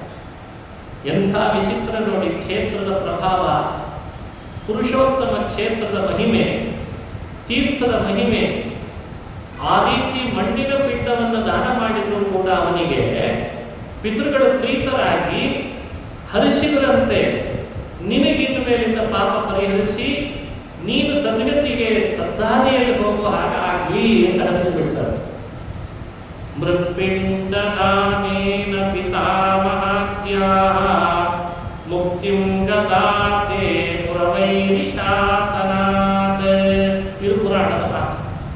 ಮೃತ್ಪಿಂಡ ದಾನ ಮಾಡಿದ್ರಿಂದಲೇ ಪಿತಾಮಹಾದಿಗಳು ಯಮನ ಶಾಸನದಂತೆ ಮುಕ್ತಿಯನ್ನು ಪಡೆದು ಬಿಡ್ತಾರೆ. ಇವನಿಗಿನ್ನು ದುರ್ಗತಿ ಇಲ್ಲ ಅಂತ ಅನಿಸ್ಬಿಟ್ಟು ಈ ಸಂದರ್ಭವು ನಮಗೆ ಕೊಡುವ ಸಂದೇಶ. ನಾವು ಮಾಡುವ ಪಿಂಡ ಪ್ರದಾನ ಶ್ರಾದ್ದಾದಿ ಕರ್ಮಗಳು ತೀರ್ಥದಲ್ಲಿ ಶ್ರದ್ಧೆಯಿಂದ ಮಾಡಿದರೆ ಎಷ್ಟೋ ಜನ್ಮಗಳ ಪಾಪ ಕಳ್ಕೋಗ್ತದೆ ಅಂತೇಳಿ. ಇದು ಯಾವುದು ಅಶ್ರದ್ಧೆ ಅಲ್ಲ, ಕಪೋಲ ಕಲ್ಪಿತ ಅಲ್ಲ. ಶ್ರದ್ಧೆಯಿಂದ ಭಾರತದ ತೀರ್ಥಕ್ಷೇತ್ರಗಳಿಗೆ ಪರ್ಯಟನೆ ಮಾಡಿ ನಾವು ನೀವು ಶ್ರಾದ್ದ ಮಾಡುವ ಪಿತೃಕಾರ್ಯ ಮಾಡುವ ಪ್ರಯತ್ನ ಮಾಡಬೇಕು. ಅದನ್ನು ಮಾಡಿದ್ರ ಪ್ರಭಾವನೆ ಮಾಧವನಿಗೆ ಮುಂದೆ ಒಳ್ಳೆಯ ದಾರಿ ಸಿಗುವ ಹಾಗಾಯಿತು ಅಂತ ಪುರಾಣ ಹೇಳ್ತಾರೆ. ಅವರೆಲ್ಲ ವರಾಹಸ್ವಾಮಿಯ ದರ್ಶನಕ್ಕೆ ಅಂತ ಕಪಿಲ ತೀರ್ಥದಿಂದ ನಡೀತಾ ನಡೀತಾ ಬೆಟ್ಟ ಏರಲಿಕ್ಕೆ ಅಂತ ಬೆಟ್ಟದ ಹತ್ರ ಬಂದ್ರಂತ. ಈತನು ನೋಡಿದ, ಅವರು ಬೆಟ್ಟ ಏರ್ತಾರೆ, ನಾನು ಏರಬೇಕು ಅಂತ. ಬೆಟ್ಟದ ಏರುವ ಮುನ್ನ ಸ್ಪರ್ಶ ಮಾಡಿದ, ಬೆಟ್ಟವನ್ನು ನಮಸ್ಕಾರ ಮಾಡಿದ, ಸ್ಪರ್ಶ ಮಾಡಿದ. ಒಂದೆರಡು ಮೆಟ್ಲು ಹತ್ತಿದ. ಅವನ ಒಳಗಿರುವ ಪಾಪ ವಾಂತಿಯ ರೂಪದಿಂದ ಹೊರಬರಲಿಕ್ಕೆ ಶುರುವಾಯಿತು. ನೋಡಿ, ಪುರಾಣ ಕೊಡುವ ಮತ್ತೊಂದು ಸಂದೇಶ. ಯಾವ ವ್ಯಕ್ತಿ ಪಿತೃಗಳ ಆಶೀರ್ವಾದಕ್ಕೆ ಪಾತ್ರನಾಗ್ತಾನೆ ಅವನಿಗೆ ಒಳ್ಳೆಯ ದಾರಿ ಸಿಗ್ತದೆ. ದಾರಿ ಸಿಗೋದಲ್ಲದೆ ತನ್ನ ಪಾಪಗಳೆಲ್ಲ ವಾಂತಿಯ ರೂಪದಿಂದ ಹೊರಗೆ ಹೋಗ್ತದೆ ಅನ್ನೋಕ್ಕೆ ಇದೊಂದು ನಿದರ್ಶನ. ಅದಕ್ಕೆ ತಂದೆ ತಾಯಿಯಂದ್ರನ್ನ ಇದ್ದಾಗ ಅವರ ಮಾತು ಸರಿಯಾಗಿ ನಡೆಸಬೇಕು. ಇಲ್ಲದಿದ್ದಾಗ ಅವರನ್ನು ಕುರಿತು ಶ್ರಾದ್ದಾದಿ ಕರ್ಮಗಳನ್ನು ಚೆನ್ನಾಗಿ ಮಾಡಿ. ಜೀವತೋ ವಾಕ್ಯಕರಣಾತ್ ಅಂತ ಹಿರಿಯರು ಹೇಳ್ತಾರೆ. ಜೀವತೋ ವಾಕ್ಯಕರಣ ಇದ್ದಾಗ ಅವರ ಮಾತನ್ನು ಪಾಲನೆ ಮಾಡುವುದೇ ಅವರ ಆಶೀರ್ವಾದ. ಇಲ್ಲ ಅಂತಾದಾಗ ಪಿಂಡ ಪ್ರದಾನ ಮಾಡಿ ಅವರಿಗೆ ತರ್ಪಣಾದಿಗಳನ್ನು ಕೊಡೋದಿದೆಯಲ್ಲ, ಅದು ಕರ್ತವ್ಯ. ಅದು ಒಂದು ದೊಡ್ಡ ಆಶೀರ್ವಾದ ಕಾರಣ. ಪರ್ವತದ ಸ್ಪರ್ಶದಿಂದಲೇ ವಾಂತಿ ಮಾಡಿಕೊಂಡ. ಪರ್ವತದ ಮೇಲೆ ನಿಂತಂತೆ ಬಾಯಿಲಿಂದ ವಾಂತಿ, ಪಾಪವೇ ವಾಂತಿ ರೂಪದಲ್ಲಿ ಬಂದಿದೆ ಅಂತದೆ ಪುರಾಣ. ಪರ್ವತದ ಮೇಲೆ ಬೀಳ್ತಿದ್ದದ್ದೆಲ್ಲ ಸುಟ್ಟು ಚಟ ಚಟ ಅಂತ ಶಬ್ದ ಮಾಡಿ ಆವಿಯಾಗಿ ಮೇಲೆ ಹೋಗ್ತಾ ಇದೆ. ದುರ್ಗಂಧ ಎಲ್ಲೆಡೆಯಲ್ಲಿ ತುಂಬಿ ಆವಾಗ ವ್ಯಾಪಿಸ್ತಾ ಇದೆ. ಅಲ್ಲಿಯ ದುರ್ಗಂಧ ದೇವಲೋಕಕ್ಕೂ ಬಂತದ್ದು. ಅವನ ಪಾಪದ ವಾಂತಿ ಸುಡ್ತಾ ಇರುತ್ತೆ. ಅದಕ್ಕೆ ಪರ್ವತಕ್ಕೆ ವೆಂಕಟ ಅನ್ನೋ ನಾಮ ಅನರ್ಥ ಆಯಿತು ಅಂತದೆ ಪುರಾಣ. ಸಂಸ್ಕೃತದಲ್ಲಿ ವೇ ಅಂದರೆ ಪಾಪ ಅನ್ನೋ ಅರ್ಥ ಇದೆ. ಕಟ ಅಂದರೆ ಎಷ್ಟೇ ಪಾಪ ಮಾಡಿದ್ರು ನಾವು ಬೆಟ್ಟದ ಸ್ಪರ್ಶ ಮಾತ್ರದಿಂದಲೇ ಅದನ್ನು ಸುಟ್ಟು ಬೂದಿ ಮಾಡ್ತದಾದ್ರಿಂದ ವೆಂಕಟಾಚಲ ಆಯ್ತು. ಮೇಲೆ ಹತ್ತು ಬರುವಷ್ಟರಲ್ಲಿ ಪಾಪ ಎಲ್ಲ ಸುಟ್ಟು ಭಸ್ಮ ಆದದ್ದಕ್ಕೆ ನಿಷ್ಪಾಪಿ ಆದ. ಬ್ರಹ್ಮಾದಿ ದೇವತೆಗಳೇ ಆಕಾಶದಲ್ಲಿ ಬಂದವರು ಪುಷ್ಪವೃಷ್ಟಿಗಳು, ಭೋ ಭೋ ಮಾಧವ ವಿಪ್ರೇಂದ್ರ, ಹೇ ಮಾಧವ ವಿಪ್ರಶ್ರೇಷ್ಠ, ಪಾಪ ಪರಿಹಾರ ಆಗಿದೆ. ಗತ ಪಾಪೋಸಿ ಮಾಧವ, ಪಾಪ ಪರಿಹಾರ ಆಗಿದೆ ನಿಂದು ಪರ್ವತದ ಸ್ಪರ್ಶ ಮಾತ್ರದಿಂದ. ಭೂಧರ ಸ್ಪರ್ಶ ಮಾತ್ರೇಣ, ಭೂಧರ ಸ್ಪರ್ಶ ಮಾತ್ರದಿಂದ ಪಾಪ ಪರಿಹಾರ ಆಗಿದೆಯೋ ಇನ್ನೇನು ವ್ಯಥೆ ಪಡಬೇಡ. ಎಂಥ ಭಾಗ್ಯಶಾಲಿ ನೀನು, ನಿನ್ನ ಮೇಲೆ ಭಗವಂತ ಎಷ್ಟು ದೊಡ್ಡ ಕರುಣೆ ತೋರಿದ. ಹೀಗೆ ಅವನನ್ನು ಶ್ಲಾಘಿಸಿ ಬ್ರಹ್ಮದೇವರು ಹೇಳ್ತಾರೆ, ಈ ಜನ್ಮ ಬಿಟ್ಬಿಡು, ಈ ದೇಹ ಕಡಿಲಿ, ಮುಂದಿನ ಜನ್ಮದಲ್ಲಿ ನಿನಗೆ ಅಳಿಯನಾಗಿ ಜಗತ್ಪತಿಯಾದ ನಾರಾಯಣ ಬರ್ತಾನೆ ಅಂತ ವರ ಕೊಟ್ಬಿಡ್ತಾರೆ. ಅವನಿಗೆ ಕನ್ಯಾದಾನ ಮಾಡಿಕೊಡೋ ಭಾಗ್ಯ ಸಿಗ್ತದೆ ಅಂತ ವರ ಕೊಟ್ಟು, ಆ ವರ ಪಡ್ಕೊಂಡಂತಹ ಅಥವಾ ಸ್ವಲ್ಪ ದಿವಸದ ನಂತರ ತನ್ನ ದೇಹವನ್ನು ಬಿಟ್ಟ ಅನ್ನೋ ಚರಿತ್ರೆ ಮುಂದುವರಿತದೆ. ಜನಮೇ ಈ ರೀತಿ ಜನಕರಾಜನಿಗೆ ಶತಾನಂದ ಮಹರ್ಷಿ ಚರಿತ್ರೆಯನ್ನು ಹೇಳ್ತಾರೆ. ಆಗ ಬಂದ ಹೆಸರೇ ಕಲಿಯುಗದಲ್ಲಿ ಈ ಪರ್ವತಕ್ಕೆ ವೆಂಕಟಾಚಲಂ, ಕಲೌ ಶ್ರೀ ವೆಂಕಟಾಚಲಂ. ಆಗ ವೆಂಕಟಾಚಲ ಅಂತ ಕರೆದರು. ಪ್ರಕೃತ ಸಂಗತವಾಗುವಂತೆ ಮೊದಲನೆಯ, ಎರಡನೆಯ, ಮೂರನೆಯ ನಾಮಗಳನ್ನು ಕೇಳ್ತಾ ನಾಲ್ಕನೆಯ ನಾಮ ಯಾಕೆ ಬಂದಿತ್ತು ಅದಕ್ಕೆ ಈ ಚರಿತ್ರೆಯನ್ನು ವಿಸ್ತಾರ ಮಾಡಿದ್ದಾರೆ. ಇದೇ ವೆಂಕಟಾಚಲ. ಶತಾನಂದರನ್ನು ಜನಕರಾಜ ಕೇಳಿದ, ಈ ಚರಿತ್ರೆ ಹೇಳಿ ಬಹಳ ಸಂತೋಷ ಆಯಿತು, ನನಗೆ ತೃಪ್ತಿ ಆಯಿತು ಅಂತಂದ. ಇದರ ಸಂದೇಶ ಏನು? ನಾವು ಬದುಕಿನಲ್ಲಿ ಎಷ್ಟೇ ಪಾಪಗಳನ್ನು ಮಾಡಿದ್ರು ತಿಳಿಯದೇನೆ ಒಂದು ಬಾರಿಯಾದರೂ ಶ್ರೀ ವೆಂಕಟಾಚಲದ ಸ್ಪರ್ಶ ಮಾಡಿದ್ರೆ ಸಾಕಂತೆ ಪಾಪಗಳು ಪರಿಹಾರ ಮಾಡಿಕೊಂಡಿದ್ದಾರೆ. ಕಲಿಯುಗದಲ್ಲಿ ಒಂದು ವಜ್ರಾಯುಧ ಇದ್ದಾಗೆ ಪಾಪ ಪರ್ವತಕ್ಕೆ, ಅದೇ ವೆಂಕಟಾಚಲ. ಪುರಾಣ ಹೇಳ್ತದೆ, ನಾವೇ ಹೋಗಿ ಸ್ಪರ್ಶನೆ ಮಾಡಬೇಕು ಅಂತಲ್ಲ, ಯಾವಾಗಲೂ ಮನೆಯಲ್ಲೇ ದಿನನಿತ್ಯ ವೆಂಕಟಾಚಲ ಅಂತ ಕಣ್ಮುಂದೆ ಚಿತ್ರ ತಂದುಕೊಂಡೆ ಪಾಪ ಕಳ್ಕೊಳ್ಳೋದು. ಅಷ್ಟು ಶಕ್ತಿ ಪುರಾಣಗಳಲ್ಲಿ ಆ ಪರ್ವತಕ್ಕಿದೆ ಅಂತ ವ್ಯಾಖ್ಯಾನಿಸ್ತಾರೆ. ದೇವತೆಗಳ ಸನ್ನಿಧಾನ, ಪಕ್ಷಿಗಳ ರೂಪದಲ್ಲಿ ಋಷಿಗಳ ಸನ್ನಿಧಾನ, ಬೆಟ್ಟ ಗುಡ್ಡಗಳ ರೂಪದಲ್ಲಿ ದೇವತೆಗಳ ಸನ್ನಿಧಾನ, ನೂರಾರು ತೀರ್ಥಗಳ ಸನ್ನಿಧಾನ, ಎಲ್ಲವೂ ಅಲ್ಲಿದೆ ಅಂತ ವಿವರಣೆ ಕೊಡುತ್ತದೆ ಪುರಾಣ. ಹಾಗಾಗಿ ವೆಂಕಟಾಚಲದ ಯಾತ್ರೆ, ವೆಂಕಟಾಚಲದ ಮಹಿಮೆ, ಅದರ ಸ್ಮರಣೆ ಎಲ್ಲವೂ ಆಸ್ತಿಕರಿಗೆ ಯೋಗ್ಯವೇ ಆದದ್ದು ಅಂತ ಅನುಸಂಧಾನ ಮಾಡಿಸ್ತಾರೆ. ವೆಂಕಟಾಚಲದ ಚರಿತ್ರೆಯನ್ನು ಹೇಳಿದ ಮೇಲೆ ಶತಾನಂದರಿಗೆ ಕೇಳಿದ ಜನಕ, ಆಕಾಶ ರಾಜ ನಾರಾಯಣನನ್ನು ಅಳಿಯನನ್ನಾಗಿ ಮಾಡಿಕೊಂಡ ಅಂತ ಹೇಳಿದ್ರಲ್ಲ, ಆ ಚರಿತ್ರೆಯನ್ನು ವಿಸ್ತಾರ ಮಾಡಿರಿ ಅಂತ ಕೇಳಿ. ವೈಕುಂಠದಿಂದ ನಾರಾಯಣ ಭೂಮಿಗೆ ಇಳಿಬೇಕಾದ್ರ ಮೇಲೆ ಬಹಳ ದೊಡ್ಡ ಕಾರಣ ಇರಬೇಕು. ಅದಕ್ಕೇನು ಕಾರಣ? ವೈಕುಂಠದಿಂದ ನಾರಾಯಣ ಕೆಳಗೆ ಹಾಕಿಳಿದ, ಆ ಚರಿತ್ರೆ ಹೇಳ್ರಿ ಅಂತ ಪ್ರಾರ್ಥನೆ ಮಾಡಿ. ಶತಾನಂದ ಉವಾಚ ಪುರಾತೋನಯ ಸರ್ವೇ ಜಾಹ್ನವೀ ತೀರಮಾಗತಾಃ. ಹಿಂದೆ ಮುನಿಗಳೆಲ್ಲ ಸೇರಿ ಗಂಗಾ ನದಿ ತೀರದಲ್ಲಿ ಯಾಗ ಮಾಡ್ತಾ ಇದ್ದರು. ಯಾಗ ಮಾಡುವಾಗ ನಾರದರು ಅಲ್ಲಿಗೆ ಬಂದರು. ಎಲ್ಲ ಯಾಗ ಮಾಡುವ ಋಷಿಗಳನ್ನು ಕುರಿತು ಪ್ರಶ್ನಿಸ್ತಾರೆ. ಕೋ ಭುಂಕ್ತೆ ಯಜ್ಞ ಸುಫಲಂ ಕೋಪಾರ್ಥೇಯೋ ಸುರೋತ್ತಮಃ. ಕೋಪಾರ್ಥೇಯ ಸುರೋತ್ತಮ. ಮಾಡ್ತಾ ಇರುವ ಈ ಯಜ್ಞದೊಳಗೆ ಯಾರು ಈ ಯಜ್ಞದ ಹಾಕುವ ಫಲವನ್ನು ಸ್ವೀಕರಿಸುವವರು? ಸರ್ವೋತ್ತಮನಾದ ದೇವತೆ ಯಾರು? ಯಾರನ್ನು ಧ್ಯಾನ ಮಾಡಿ ಯಜ್ಞಯಾಗಗಳನ್ನು ಮಾಡ್ತೀವಿ. ಆ ದೇವತೆ ಯಾರು ಅಂತ ನಿಶ್ಚಯಿಸದೆ ಯಜ್ಞಯಾಗ ಮಾಡಿದರೆ ಹೇಗೆ? ಹೀಗೆ ಪ್ರಶ್ನೆ ಕೇಳಿದ್ದಾರೆ. ಸರ್ವೋತ್ತಮ ದೇವತೆ ಯಾರು ಅಂತ ತಿಳಿದು ಯಾಗ ಮಾಡ್ತೀವಿ. ಋಷಿ ಮುನಿಗಳೆಲ್ಲ ಯೋಚನೆ ಮಾಡಿದ್ರು. ನಮ್ಮ ಮಧ್ಯದಲ್ಲಿ ಭೃಗು ಋಷಿಗಳು ಸಮರ್ಥರು.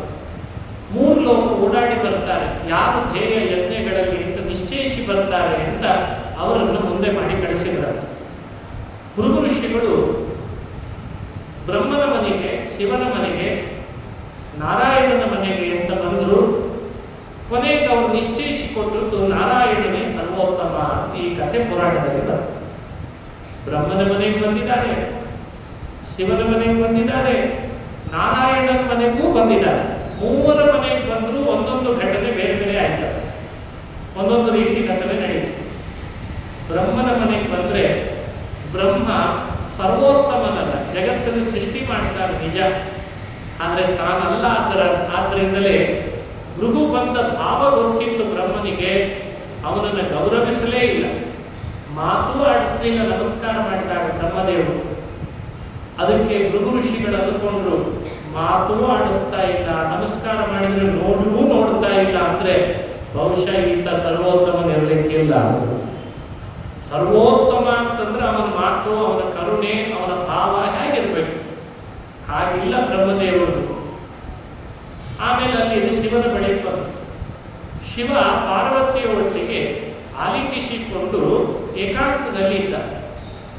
ರುದ್ರದೇವರನ್ನ ನೋಡೋಣ ಅಂತ ಬಂದ್ರೆ ಆ ಏಕಾಂತಕ್ಕೆ ಭಂಗ ಬಂತು. ಪಾರ್ವತಿ ಶಿವನನ್ನು ದೂರ ಸರಿಸಿದ್ರೆ ಮಹಾರುದ್ರದೇವರು ಈಗಲೇ ಬರಬೇಕೇನೋ ನೀನು ಅಂತ ಭೃಗುವಿನ ಮೇಲೆ ಸಿಟ್ಟು ಮಾಡಿಕೊಂಡು ಹಂತುಮ ಅಭ್ಯಂತರವನ್ ಶೀಘ್ರಂ ಆಯುಧ ತಗೊಂಡು ಹೊಟ್ಟೆಗೆ ಬಂದರಂತೆ. ಭೃಗು ಋಷಿಗಳು ಹಿಂತಿರುಗಿ ನೋಡಿ, ನನ್ನೇ ಹೀಗೆ ಆಯುಧದಿಂದ ಕೊಲ್ಲಿಕ್ಕೆ ನೋಡ್ತೀರಿ, ನಾನು ಸಮಾಜದಲ್ಲಿ ಸರ್ವೋತ್ತಮನ್ ಯಾರು ಅಂತ ಸಾರ್ಲಿಕ್ಕೆ ಬಂದವನು, ಜಗತ್ತಿಗೆ ತಿಳಿಸ್ಲಿಕ್ಕೆ ಬಂದವನು, ನನ್ನಂಥವನನ್ನು ಹೀಗೆ ಹೊಡಿಲಿಕ್ಕೆ ನೋಡ್ತಿದ್ದೀರಲ್ಲ, ಇದು ಸರಿಯಲ್ಲ ಅಂತ ಶಪಿಸಿದ್ರು ಅಂತ ಪುರಾಣದಲ್ಲಿ ಬರ್ತದೆ. ಅಂತೂ ಶಿವನಿಗೆ ಬಂದ ಒಂದು ಶಾಪದ ಕಥೆ, ಬ್ರಹ್ಮನಲ್ಲ ಸರ್ವೋತ್ತಮ ಅಂತ ತಿಳಿಸಿದ ಕಥೆ. ಮೂರನೇದಾಗಿ ವೈಕುಂಠಕ್ಕೆ ಬಂದಾಗ ನಾರಾಯಣ ಶೇಷನ ಮೇಲೆ ಪವಡಿಸ್ತಾ ಇದ್ದಾರೆ. ಪಾಲಗಡ ನೋಡು ಪವಡಿಸಿದವನೇ, ಆಲದೆಲೆಯ ಮೇಲೆ ಮಲಗಿದ ಶಿಶುವೆ ಅಂತ ಪಾಲಗಡಲ್ಲಿ ಶೇಷನ ಮೇಲೆ ಮಲ್ಕೊಂಡಿದ್ದಾರೆ.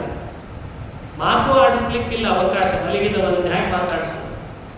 ಅದ್ರ ಮೇಲಿನ ಮತ್ತೊಂದು ಲೋಕ ಇಲ್ವೂ ಇಲ್ಲ, ಹೋಗೋಣ ಅಂತ ಇರೋವನೇ ಒಬ್ಬ.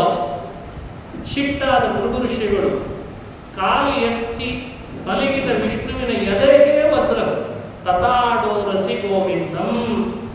ಉರಸ್ಥಳದಲ್ಲಿ ಗೋವಿಂದನಿಗೆ ತಾಡನೆ ಮಾಡಿದ ಕೂಡಲೇ ವಿಷ್ಣು ಎದ್ದ ನಾರಾಯಣ.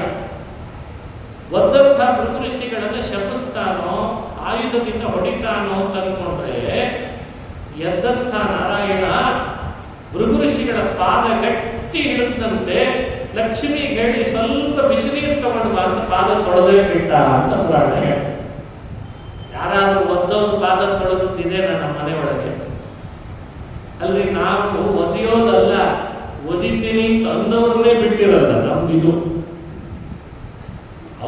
ಅವ್ರು ಹೇಳಿರೋದು ಇಲ್ಲ, ಅವ್ರು ಹೇಳಿದ್ರು ತಿನ್ಯಾರೋ ಬಂದು ಹೇಳಿರ್ತಾರೆ ನಿಮಗೆ ಅವ್ರು ಹಂಗೆ ಅಂದಿದ್ದಾರೆ ಅಂತ. ಅಷ್ಟು ಹೇಳಿದ್ರೆ ಸಾಕು, ಮೊಬೈಲಿಗೆ ಫೋನ್ ಮಾಡಿ ನೀವೇನೋ ನಮ್ಮ ಬಗ್ಗೆ ಹೀಗಂದ್ರಂತೆ ನೋಡ್ಕೊತೀನಿ ನಿಮ್ಮ ಕೈ ಅಂತ ನೋಡಲ್ಲ. ಇದು ಮನುಷ್ಯನ ಸ್ವಭಾವ.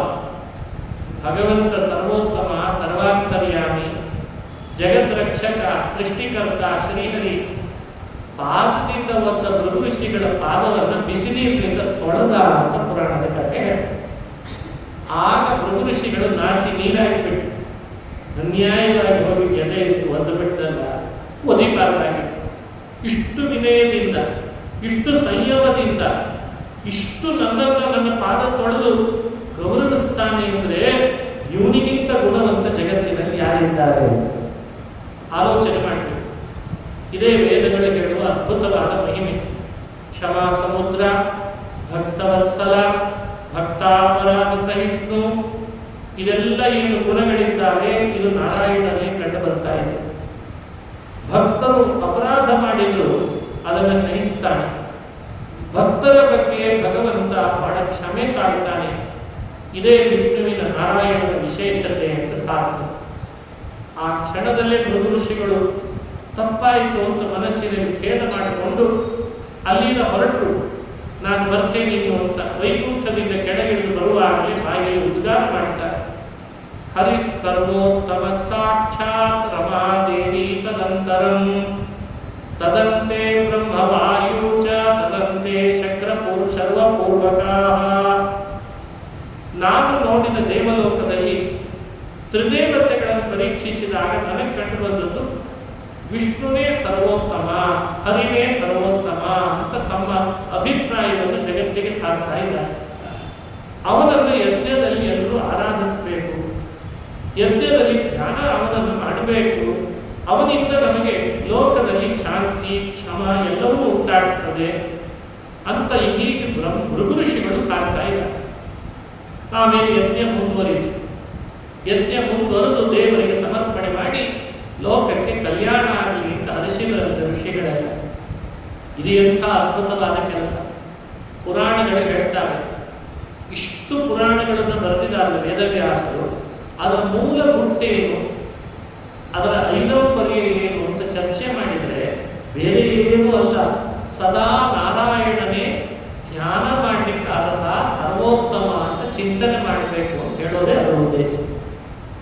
ಬೇರೆ ಏನಲ್ಲ, ಪುರಾಣಗಳ ಉದ್ದೇಶವೇ ಅದು. ನಾರಾಯಣನನ್ನು ಯಾವಾಗಲೂ ಸ್ಮರಣೆ ಮಾಡ್ವಿ ಅಂತ ಹೇಳೋದೇ, ಅವನೇ ಸರ್ವೋತ್ತಮ ಅಂತ ಹೇಳೋದೇ ಅವುಗಳ ಉದ್ದೇಶ. ಬೇರೆ ಏನಲ್ಲ.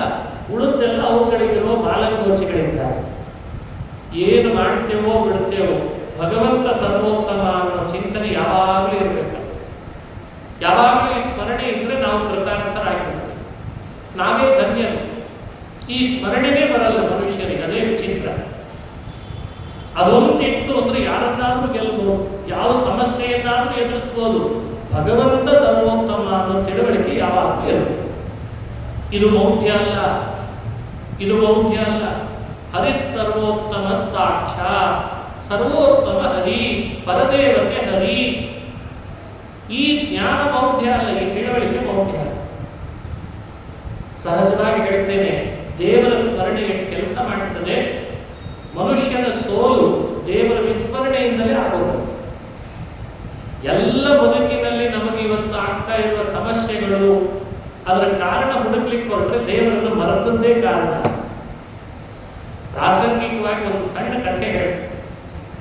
ಎಲ್ಲ ಸೋತ ಧರ್ಮರಾಜ ಲೆತ್ತವಾಡಿದ. ಸತ್ಯಕ್ಕೆ ಧರ್ಮನು ಲೆತ್ತವಾಡಲು ಹೋಗಿ, ಕಾಡ ಬೆಳದಿಂಗಳು ಈ ಸಂಸಾರ, ಕತ್ತಲೆ ಬೆಳದಿಂಗಳು ಅಂತ ದಾಳದ ಆಟ ಆಡಿದ. ಎಲ್ಲ ಬಣಕ್ಕಿಟ್ಟ, ಸೋತು ಸುಣ್ಣಾದ, ಹೆಂಡತಿಯನ್ನು ಇಟ್ಟ, ತಮ್ಮಂದ್ರನ್ನು ಇಟ್ಟ, ಎಲ್ಲವನ್ನೂ ಕೊಟ್ಟು ಬಂದ್ಬಿಟ್ಟ ಕಾಡಿಗೆ. ಕೃಷ್ಣ ದ್ವಾರಕೆಯಿಂದ ಧರ್ಮನನ್ನು ಭೇಟಿ ಆಗೋಣ ಅಂತ ಮೊದಲನೇ ಬಾರಿ ಬಂದಂತ. ಮೊದಲನೇ ಭೇಟಿ, ಕಾಡಿಗೆ ಬಂದ ಮೇಲೆ ಮೊದಲನೇ ಭೇಟಿ ಅಂತ ಅರ್ಥ. ಕಾಡಿಗೆ ಬಂದಾಗ ಮೊದಲನೇ ಬಾರಿ ಕೃಷ್ಣ ಪಾಂಡವರ ಬಳಿಗೆ ಬಂದ. ಧರ್ಮನೊಟ್ಟಿಗೆ ಮಾತನಾಡಿಸ್ತಾನೆ. ಯುಧಿಷ್ಠಿರ, ಎಂಥ ಸಮಸ್ಯೆಗೆ ಸಿಲುಕಿಬಿಟ್ರಿ. ನಾನಿರೋ ತನಕ ಹಾಗಾಗಿರ್ಲಿಲ್ಲ. ನಾನೇನಾದ್ರೂ ಇದ್ದಿದ್ರೆ ಈ ಸ್ಥಿತಿ ನಿನಗೆ ಬರ್ತಿರ್ಲಿಲ್ಲ ಅಂತ ಕೃಷ್ಣ ಹೇಳಿ. ಆಗ ಧರ್ಮರಾಜ ತಲೆ ಕೆಳಗೆ ಹಾಕಿಕೊಂಡು ದುಃಖ ಪಡ್ತಾ ಕೃಷ್ಣನ ಹತ್ರ ಹೇಳ್ತಾನೆ, ಹೌದು ಕೃಷ್ಣ, ನೀನಿದ್ದಿದ್ರೆ ಹೀಗಾಗಿ ಬಿಡ್ತಿರ್ಲಿಲ್ಲ.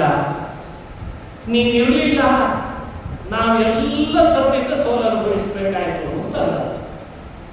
ಈ ಮಾತಿನ ಮರ್ಮ ಏನು ಅಂತ ಯೋಚನೆ ಮಾಡೋಣ. ಯಾಕೆ ಪಾಂಡವರು ದಾಳದ ಆಟ ಆಡಿ ಸೋತಾಗ ಕೃಷ್ಣ ಇರ್ಲಿಲ್ವೇನು ಅನಿಸ್ತದ ನಮಗೆ, ನಿಮಗೆ ಇರ್ಲಿಲ್ಲ ಕೃಷ್ಣ ಅಂತಾಗ. ಕೃಷ್ಣ ಅಲ್ಲಿ ಇಲ್ಲದೆ ಹೋಗಿದ್ರೆ ದ್ರೌಪದಿಗೆ ವಸ್ತ್ರ ಯಾರು ತರಬಹುದ? ಸ್ವಲ್ಪ ಯೋಚನೆ ಮಾಡೋಣ. ಕೃಷ್ಣ ಇಲ್ಲದೇನೂ ವಸ್ತ್ರ ಬಂತ, ಹಾಗಾದ್ರೆ ಅಕ್ಷಯ ವರ ಕೊಟ್ಟವ್ರು ಯಾರು ದ್ರೌಪದಿಗೆ?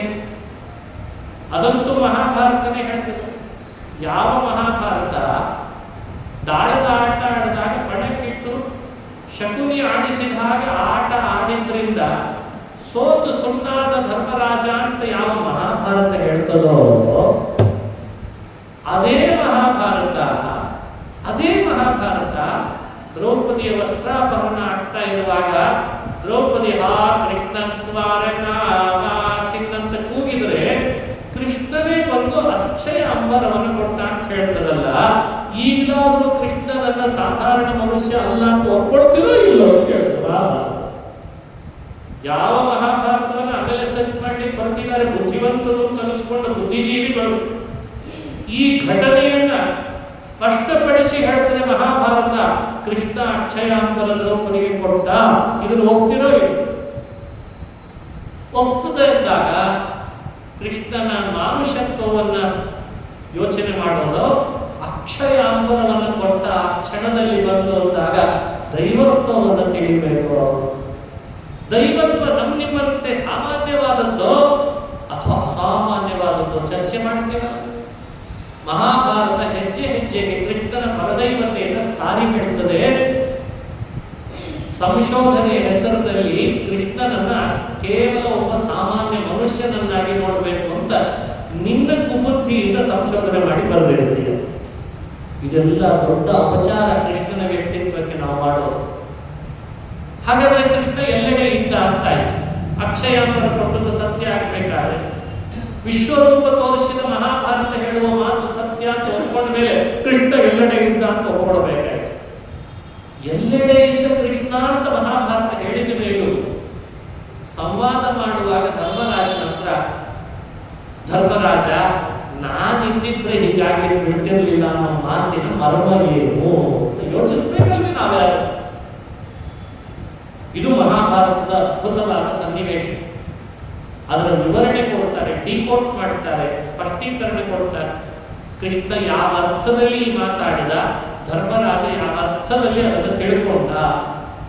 ಏನ್ ಬೇರೆ ಅಲ್ಲ, ನಾನು ಎಲ್ಲ ಕಡೆಯಲ್ಲಿ ಇದ್ದೇ ಇದ್ದೇನೆ ಧರ್ಮರಾಜ, ನಿನ್ನೊಳಗೂ ಇದ್ದೇನೆ, ದ್ರೌಪದಿ ಒಳಗೂ ಇದ್ದೇನೆ, ಅಲ್ಲೂ ಇದ್ದೇನೆ, ಇಲ್ಲೂ ಇದ್ದೇನೆ, ಎಲ್ಲ ಕಡೆಯಲ್ಲಿ ಇದ್ದೇನೆ.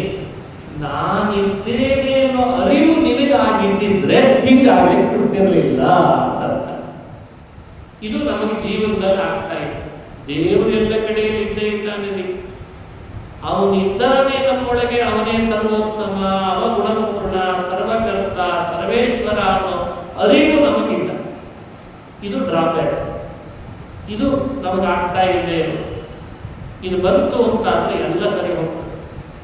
ಇದನ್ನು ಸಾರ್ಲಿಕ್ಕೆ ಹೊರಟದ್ದೇ ಪುರಾಣ. ಮಹಾನುಭಾವರಾದ ಋಷಿಗಳು ಅಂದು ಮಾಡಿಕೊಡಬೇಕು ಇದೇ ತತ್ವದ ನಿಶ್ಚಯ ಅಂತ ವ್ಯಾಖ್ಯಾನವನ್ನು ಮಾಡ್ತಾರೆ ಹಿರಿಯರು. ಇದು ನಮಗೆ ಅಲ್ಲಲ್ಲಿ ನಡಿಬೇಕು. ಭಗವಂತನ ಪಾರಮ್ಯದ ಚಿಂತನೆ ಆಗ್ತಾ ಬರಬೇಕು. ಸರ್ವೋತ್ತಮ ಸರ್ವೋತ್ತಮ ಅಂತ ಇಷ್ಟೇನೋ ಪುರಾಣ ಸಾರಿ ಹೇಳ್ತು ನಿಜ. ಭಗವಂತ ಯಾಕೆ ವೈಕುಂಠದಿಂದ ಕೆಳಗಿಳಿದು ಬಂದ ಅಲ್ಲಿಗೆ ಒಂದು ಕಥೆ ಹೇಳ್ತಾರೆ. ಭೃಗು ಋಷಿಗಳು ಹೊರಟಾದ ಮೇಲೆ ಮೇಲಿನ ನಾರಾಯಣ ವೈಕುಂಠದಲ್ಲಿ ಇದ್ದವನಿಗೂ ಲಕ್ಷ್ಮೀ ದೇವಿಗೂ ಒಂದು ಪ್ರೇಮ ಕಲಹ ನಡೀತಂತೆ. ಮುಂದೇನಾಗ್ತದೆ ಅಂತ ಗೊತ್ತು ಇಬ್ಬರಿಗೂ, ಲಕ್ಷ್ಮಿಗೂ ಗೊತ್ತು, ನಾರಾಯಣನಿಗೂ ಗೊತ್ತು. 28ನೇ ಕಲಿಯುಗ ಬರ್ತಾ ಇದೆ. ಈ ಕಲಿಯುಗದೊಳಗೆ ನನ್ನ ಅವತಾರ ಇಲ್ಲ, ಆದರೆ ನನ್ನ ಭಕ್ತರ ಕಷ್ಟ ನಷ್ಟಗಳನ್ನು ಕಳಿಲೇಬೇಕು. ಅವರು ನನ್ನ ದರ್ಶನ ಮಾಡಿಯೇ ಕಷ್ಟಗಳನ್ನು ಕಳ್ಕೊಳ್ಬೇಕು. ಅವರ ಅಭಿಷ್ಟವನ್ನು ಪೂರೈಸಿಕೊಳ್ಬೇಕಾದ್ರೆ ನಾನು ಭೂಮಿಗೆ ಇಳಿಲೇಬೇಕು. ಆ ನೆಪ ಇಟ್ಟುಕೊಂಡು ಶ್ರೀಹರಿ ಪ್ರೇಮ ಕಲಹವನ್ನು ಮಾಡಿದಂತೆ ಮಾಡಿ, ನಾನು ಕೊಲ್ಹಾಪುರಕ್ಕೆ ಹೋಗ್ತೇನೆ ಅಂತ ಲಕ್ಷ್ಮಿ ಕೊಲ್ಹಾಪುರಕ್ಕೆ ಬಂದು, ನಾನು ಭೂಮಿಗೆ ಲಕ್ಷ್ಮಿ ಇಲ್ಲದೆ ಇದ್ದಾಗ ನಾನೇನು ಇರಲಿ ಅವರನ್ನು ನೋಡ್ಕೊಂಡು ಬರ್ತೇನೆ ಅಂತ ದೇವರು ಕೆಳಗಿಳಿದ ನಾರಾಯಣ. ಇವತ್ತಿನ ಪರ್ವತದ ಭಾಗ ಏನಿದೆ, ತಿರುಪತಿ ಅಂತ ನೋಡ್ತೇವೆ ಕ್ಷೇತ್ರ, ಆ ಪರ್ವತದ ಮೇಲ್ಭಾಗಕ್ಕೆ ಬಂದು ಅಲ್ಲಿರುವ ಒಂದು ಹುತ್ತದಲ್ಲಿ ವಲ್ಮೀಕದಲ್ಲಿ ತಾನು ವಾಸ ಮಾಡಿದ. ಇದಕ್ಕೆ ಈ ಪುರಾಣ ಹೇಳುವ ಮಾತು, ಮಾಯಾವಿ ಪರಮಾನಂದ ತ್ಯಕ್ತ್ವಾ ವೈಕುಂಠಮುತ್ತಮಂ ಸ್ವಾಮಿ ಪುಷ್ಕರಣಿ ತೀರೆ. ನೋಡಿ, ಅಲ್ಲೂ ಕೂಡ ಮತ್ತೆ ರಮಯ ಸಹ ಮೋದತೆ ಅಂತ ಹೇಳಿ ಲಕ್ಷ್ಮಿ ಇಲ್ಲ ಅಂತ ಹೇಳ್ತದೆ, ಲಕ್ಷ್ಮಿ ಒಟ್ಟಿಗೆ ವಾಸ ಮಾಡಿದ ಅಂತ ಹೇಳ್ತದೆ ಅದೇ ಪುರಾಣ. ಏನ್ ತಾತ್ಪರ್ಯ? ಲಕ್ಷ್ಮಿ ಇಲ್ಲ ಅಂದ್ರೆ ಮನುಷ್ಯರ ದೃಷ್ಟಿಗನುಗುಣವಾಗಿ ನಾರಾಯಣ ಲಕ್ಷ್ಮಿ ಬೇರೆ ಆದಂತೆ ಆಗಿದ್ರಂತೆ. ವಾಸ್ತವಿಕವಾಗಿ ಲಕ್ಷ್ಮಿ ಭಗವಂತನೊಟ್ಟಿಗೆ ವಾಸ ಮಾಡಿರ್ತಾಳೆ, ಪಕ್ಷಸ್ಥಳದಲ್ಲಿ ಇದ್ದು ಅನ್ನೋ ತತ್ವವನ್ನ ಪುರಾಣಗಳು ತಿಳಿಸ್ತಾರೆ. ವಲ್ಮೀಕದಲ್ಲಿ ವಾಸ ಮಾಡಿದ ಶ್ರೀನಿವಾಸ ಕಲಿಯುಗ ಮುಗಿಯೋವರೆಗೂ ಇಲ್ಲಿರಬೇಕು ಅಂತ ಪ್ರತಿಜ್ಞೆ ಮಾಡಿದ. ಬಹುಕಾಲ ಕಡಿತು. ಕಳೆದ ಮೇಲೆ ಲಕ್ಷ್ಮಿ ಕೊಲ್ಹಾಪುರದಲ್ಲಿದ್ದವಳು ಮುಂದಿನ ಕಾರ್ಯಗಳೆಲ್ಲ ನಡೀಲಿ ಅಂತನ್ನೋ ಕಾರಣಕ್ಕೆ ಭವಿಷ್ಯವನ್ನು ಆಲೋಚನೆ ಮಾಡಿ ತಾನು ಗೋಪಾಲಕಿಯಾಗಿ ಬ್ರಹ್ಮನನ್ನ ಶಿವನನ್ನ ಒಬ್ಬನನ್ನು ಆಕಳ ಇನ್ನೊಂದನ್ನು ಕರುವನ್ನಾಗಿ ಮಾಡಿಕೊಂಡು ಶ್ರೀನಿವಾಸನ ಬಳಿಗೆ ಬಂದು ತನ್ನ ಕೆಚ್ಚಲಿನ ಹಾಲನ್ನ ಬ್ರಹ್ಮ ಆಕಳಿನ ರೂಪದಲ್ಲಿ ಸುರಿಸಿದ ಅನ್ನೋ ಅಪೂರ್ವ ಕಥೆಯನ್ನು ಪುರಾಣ ಹೇಳ್ತಾರೆ. ಆ ಕಥೆ ಬಹಳ ಅದ್ಭುತ. ಗೋಪಾಲಕಿ ಯಾಕ ಅದು ಲಕ್ಷ್ಮೀ? ಲಕ್ಷ್ಮೀ ದೇವಿ ಅಂದರೆ ನಾರಾಯಣನ ಸಹಧರ್ಮಿಣಿ. ಸಹಧರ್ಮಿ ಅಂತ ಅನಿಸ್ಕೊಂಡಾಗ ಯಾವೆಲ್ಲ ಗಂಡನಲ್ಲಿ ಧರ್ಮಗಳಿವೆ ಅದೆಲ್ಲ ಬರಬೇಕಲ್ಲ. ಗಂಡನಲ್ಲಿ ಗೋಪಾಲಕ ಅನ್ನೋ ಧರ್ಮ ಇದೆ. ಯಾವಾಗ ಮಾಡಿದ್ದ ಗೋಪಾಲಕ ಅಂತ? ಕೃಷ್ಣ ಆಗಿದ್ದ. ಗೋವುಗಳನ್ನೆಲ್ಲ ಪಾಲನೆ ಮಾಡಿದ್ದಕ್ಕೆ ಗೋಪಾಲಕನಾಗಿದ್ದ. ಲಕ್ಷ್ಮಿ ಆಗ ಗೋಪಾಲಕಿ ಆಗಿರಲಿಲ್ಲ. ಯೋಚನೆ ಮಾಡ್ತಾ ಇದ್ದು, ನಮ್ಮ ಯಜಮಾನ ಏನು ಕೃಷ್ಣನಾಗಿ ಗೋಪಾಲಕನಾದ, ನಾನು ಗೋಪಾಲಕಿ ಆಗ್ಬೇಕಲ್ಲ ಅಂತ. ಕಲಿಯುಗದೊಳಗೆ ಲಕ್ಷ್ಮೀ ದೇವಿ ಆಕಳ ಬ್ರಹ್ಮನನ್ನು ಮಾಡಿಕೊಂಡು ರುದ್ರದೇವರನ್ನ ಕರು ಮಾಡಿಕೊಂಡು ತಾನು ಆ ಎರಡನ್ನ ಕಾಯುವವಳು ಅಂತ ಗೋಪಾಲಕಿ ಆಗ್ಬೇಕು. ಈಗ ಹೇಳು ದೇವರೇ, ನೀನು ಹಿಂದೆ ಗೋಪಾಲಕನಾಗಿದ್ದಿ, ನಾನೀಗ ಗೋಪಾಲಕಿ ಆಗಿದ್ದೇನೆ, ನನ್ನ ನಿನ್ನ ಮಧ್ಯದೊಳಗೆ ಸಹಧರ್ಮ ಇದೆ ಅಂತ ಸಹಧರ್ಮಿಣಿ ಆದರು. ಹೀಗೆ ಮೂಲ ರೂಪದಿಂದ ಅವತಾರಗಳಲ್ಲಿಯೂ ಈ ಇಬ್ಬರು ದಂಪತಿಗಳು ಸಹಧರ್ಮಿಣಿಯರಾಗಿರ್ತಾರೆ ಎನ್ನುವ ವಿಚಿತ್ರ ತತ್ವವನ್ನು ಪುರಾಣಗಳು ಸಾರ್ತಾರೆ. ಅಂಥ ಮಹಾನುಭಾವರು. ಅಂತೂ ಚೋಳ ದೇಶದ ರಾಜಧಾನಿಗೆ ಬಂದು ಚೋಳ ರಾಜ ಮೌಲ್ಯ ಎಷ್ಟು ಅಂತ ಕೇಳಿ ಆಕಳನ್ನು ಕೊಂಡುಕೊಳ್ತೇನೆ ಅಂತ. ಲಕ್ಷ್ಮಿ ಹೇಳ್ತಾಳೆ, ಗೋಪಾಲಕಿ, ಚೋಳ ದುಡ್ಡು ಕೊಂಡುಕೊಳ್ಳೋ ಆಕಳ ಇದಲ್ಲ ಅಂತ. ಇದಕ್ಕೇನು ಬೆಲೆ ಕಟ್ತಿ? ಈ ಕರುವಿಗೇನು ಬೆಲೆ ಕಟ್ತಿ? ಜಗತ್ತಿನ ಜೀವರಾಶಿಗಳ ಮನಸ್ಸಿನ ದೇವತೆಯಾದ ಮಹರುದ್ರ ದೇವರೇ ಭೂಮಿಯಲ್ಲಿ ಕರುವಾಗಿ ಬಂದರೆ, ಸೃಷ್ಟಿಯನ್ನು ಮಾಡುವ ಸೃಷ್ಟಿಕರ್ತ ಬ್ರಹ್ಮ ಆಕಳಾಗಿ ಬಂದ್ರೆ ಬೆಲೆ ಕೊಟ್ಟು ಕೊಂಡ್ಕೊಳ್ಳಿಕ್ಕಾಗ್ತದೇನೋ?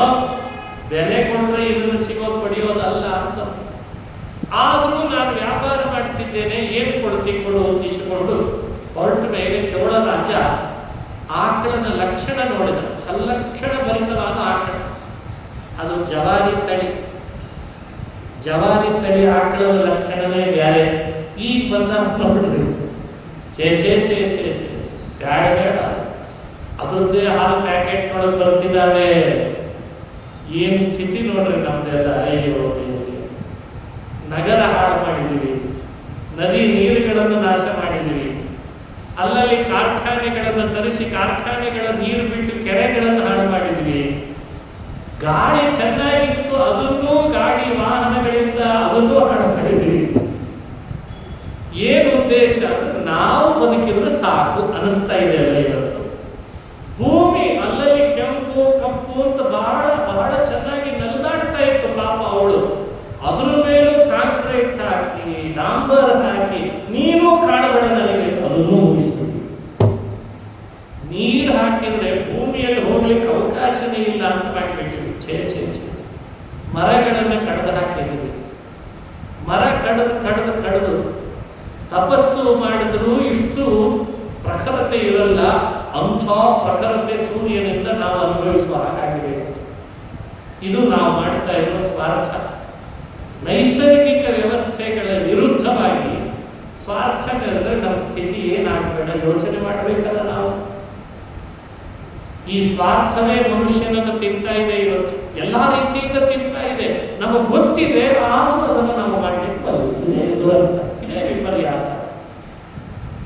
ಅಂದು ಅದಕ್ಕೆ ತಾಯಿಯಾದ ಲಕ್ಷ್ಮಿ ಮುಂದೆ ಬರುವ 28ನೇ ಕಲಿಯುಗದೊಳಗೆ ಸಜ್ಜನರಿಗೆ ಶಿಕ್ಷಣ ಕೊಡಬೇಕಲ್ಲ ಅಮ್ಮ.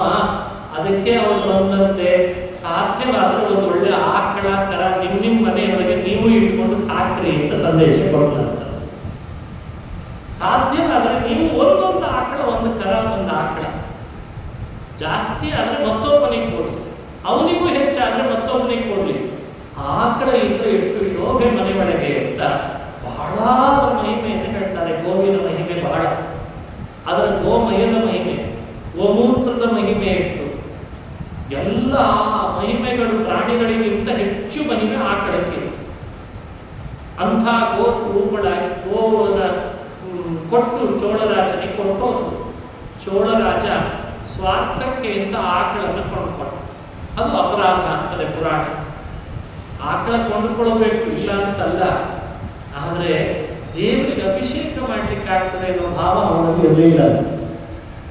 ನನ್ನ ಮಗ ದಷ್ಟಪುಷ್ಟನಾಗಿ ಬೆಳೀಲಿ ಅನ್ನೋ ಸ್ವಾರ್ಥ ಮಾತ್ರ ಇರ್ತದೆ. ಅದನ್ನು ಪುರಾಣ ಸೂಚನೆ ಮಾಡುತ್ತೆ. ಇವತ್ತು ನಾವು ಏನೇ ಮಾಡಿದ್ರು ದೇವರಿಗಾಗಿ ಅಂತ ಅನ್ನೋದು ಮರೆತು ಬಿಡುತ್ತೇವೆ. ನಮಗಾಗಿ, ನಮ್ಮ ಮಕ್ಕಳಿಗಾಗ್ಲಿ, ನಮ್ಮ ಮೊಮ್ಮಕ್ಕಳಿಗಾಗ್ಲಿ ಅನ್ನೋದು ಒಂದೇ ಭಾವನೆ. ಬೇಡ ಅಂತ ಪುರಾಣ ಹೇಳಲ್ಲ. ನಿನಗೆ, ನಿನ್ನ ಮಕ್ಕಳಿಗೆ, ನಿನ್ನ ಮೊಮ್ಮಕ್ಕಳಿಗೆ, ನೀನು ಬೆಳೆದ ಸಮಾಜಕ್ಕೆ ಎಲ್ಲದಕ್ಕೂ ಮಾಡು. ಆದರೆ ಒಳಗಡೆ ಭಾವ ಹೇಗಿರಬೇಕು ಅಂದ್ರೆ ಇದೆಲ್ಲ ದೇವರಿಗಾಗಿ ಅನ್ನೋ ಭಾವದಿಂದ ಮಾಡಬೇಕು. ಅದು ಅವನಿಗೆ ಮರ್ತೋಯ್ತು. ಮಗನಿಗಾಗಿ ಅನ್ನೋ ಭಾವ ತಾಳಿ ಮಾಡಿದ, ಆಕಳು ಕೊಂಡುಕೊಂಡ, ಗೋಪಾಲಕನಿಗೆ ಆದೇಶ ಮಾಡಿದ. ಆದೇಶಿಸಿದಂತೆ ಗೋಪಾಲಕ ಎಲ್ಲ ಆಕಳ ಮಧ್ಯದಲ್ಲಿ ಇದನ್ನು ನೋಡ್ಕೊಳ್ತಿದ್ರೆ ಇದೊಂದು ಆಕಳ ಮಾತ್ರ ದೇವರನ್ನ ಹುಡುಕೊಂಡು ಹೋಗಿ ಬೆಟ್ಟದಲ್ಲಿ ಹುತ್ತದಲ್ಲಿದ್ದ ಶ್ರೀನಿವಾಸನಿಗೆ ತನ್ನ ಎಲ್ಲ ಕೆಚ್ಚಲ ಹಾಲನ್ನು ಸುರಿಸಿ ಅಭಿಷೇಕ ಮಾಡಿತು ಅನ್ನೋ ಕಥೆ ಪುರಾಣದಲ್ಲಿ ಬರ್ತದೆ. ಈ ಚರಿತ್ರೆಯ ಸಂದೇಶ ಬಹಳ ಇದೆ. ನಾಳೆ ಮತ್ತೆ ಆ ಮುಂದಿನ ಚರಿತ್ರೆಯ ಸಂದೇಶವನ್ನು ಚಿಂತನೆ ಮಾಡೋಣ ಅಂತ ಹೇಳ್ತಾ ಶ್ರೀಕೃಷ್ಣ ಅರ್ಪಣಮಸ್ತು. ಹರಯೇ ನಮಃ.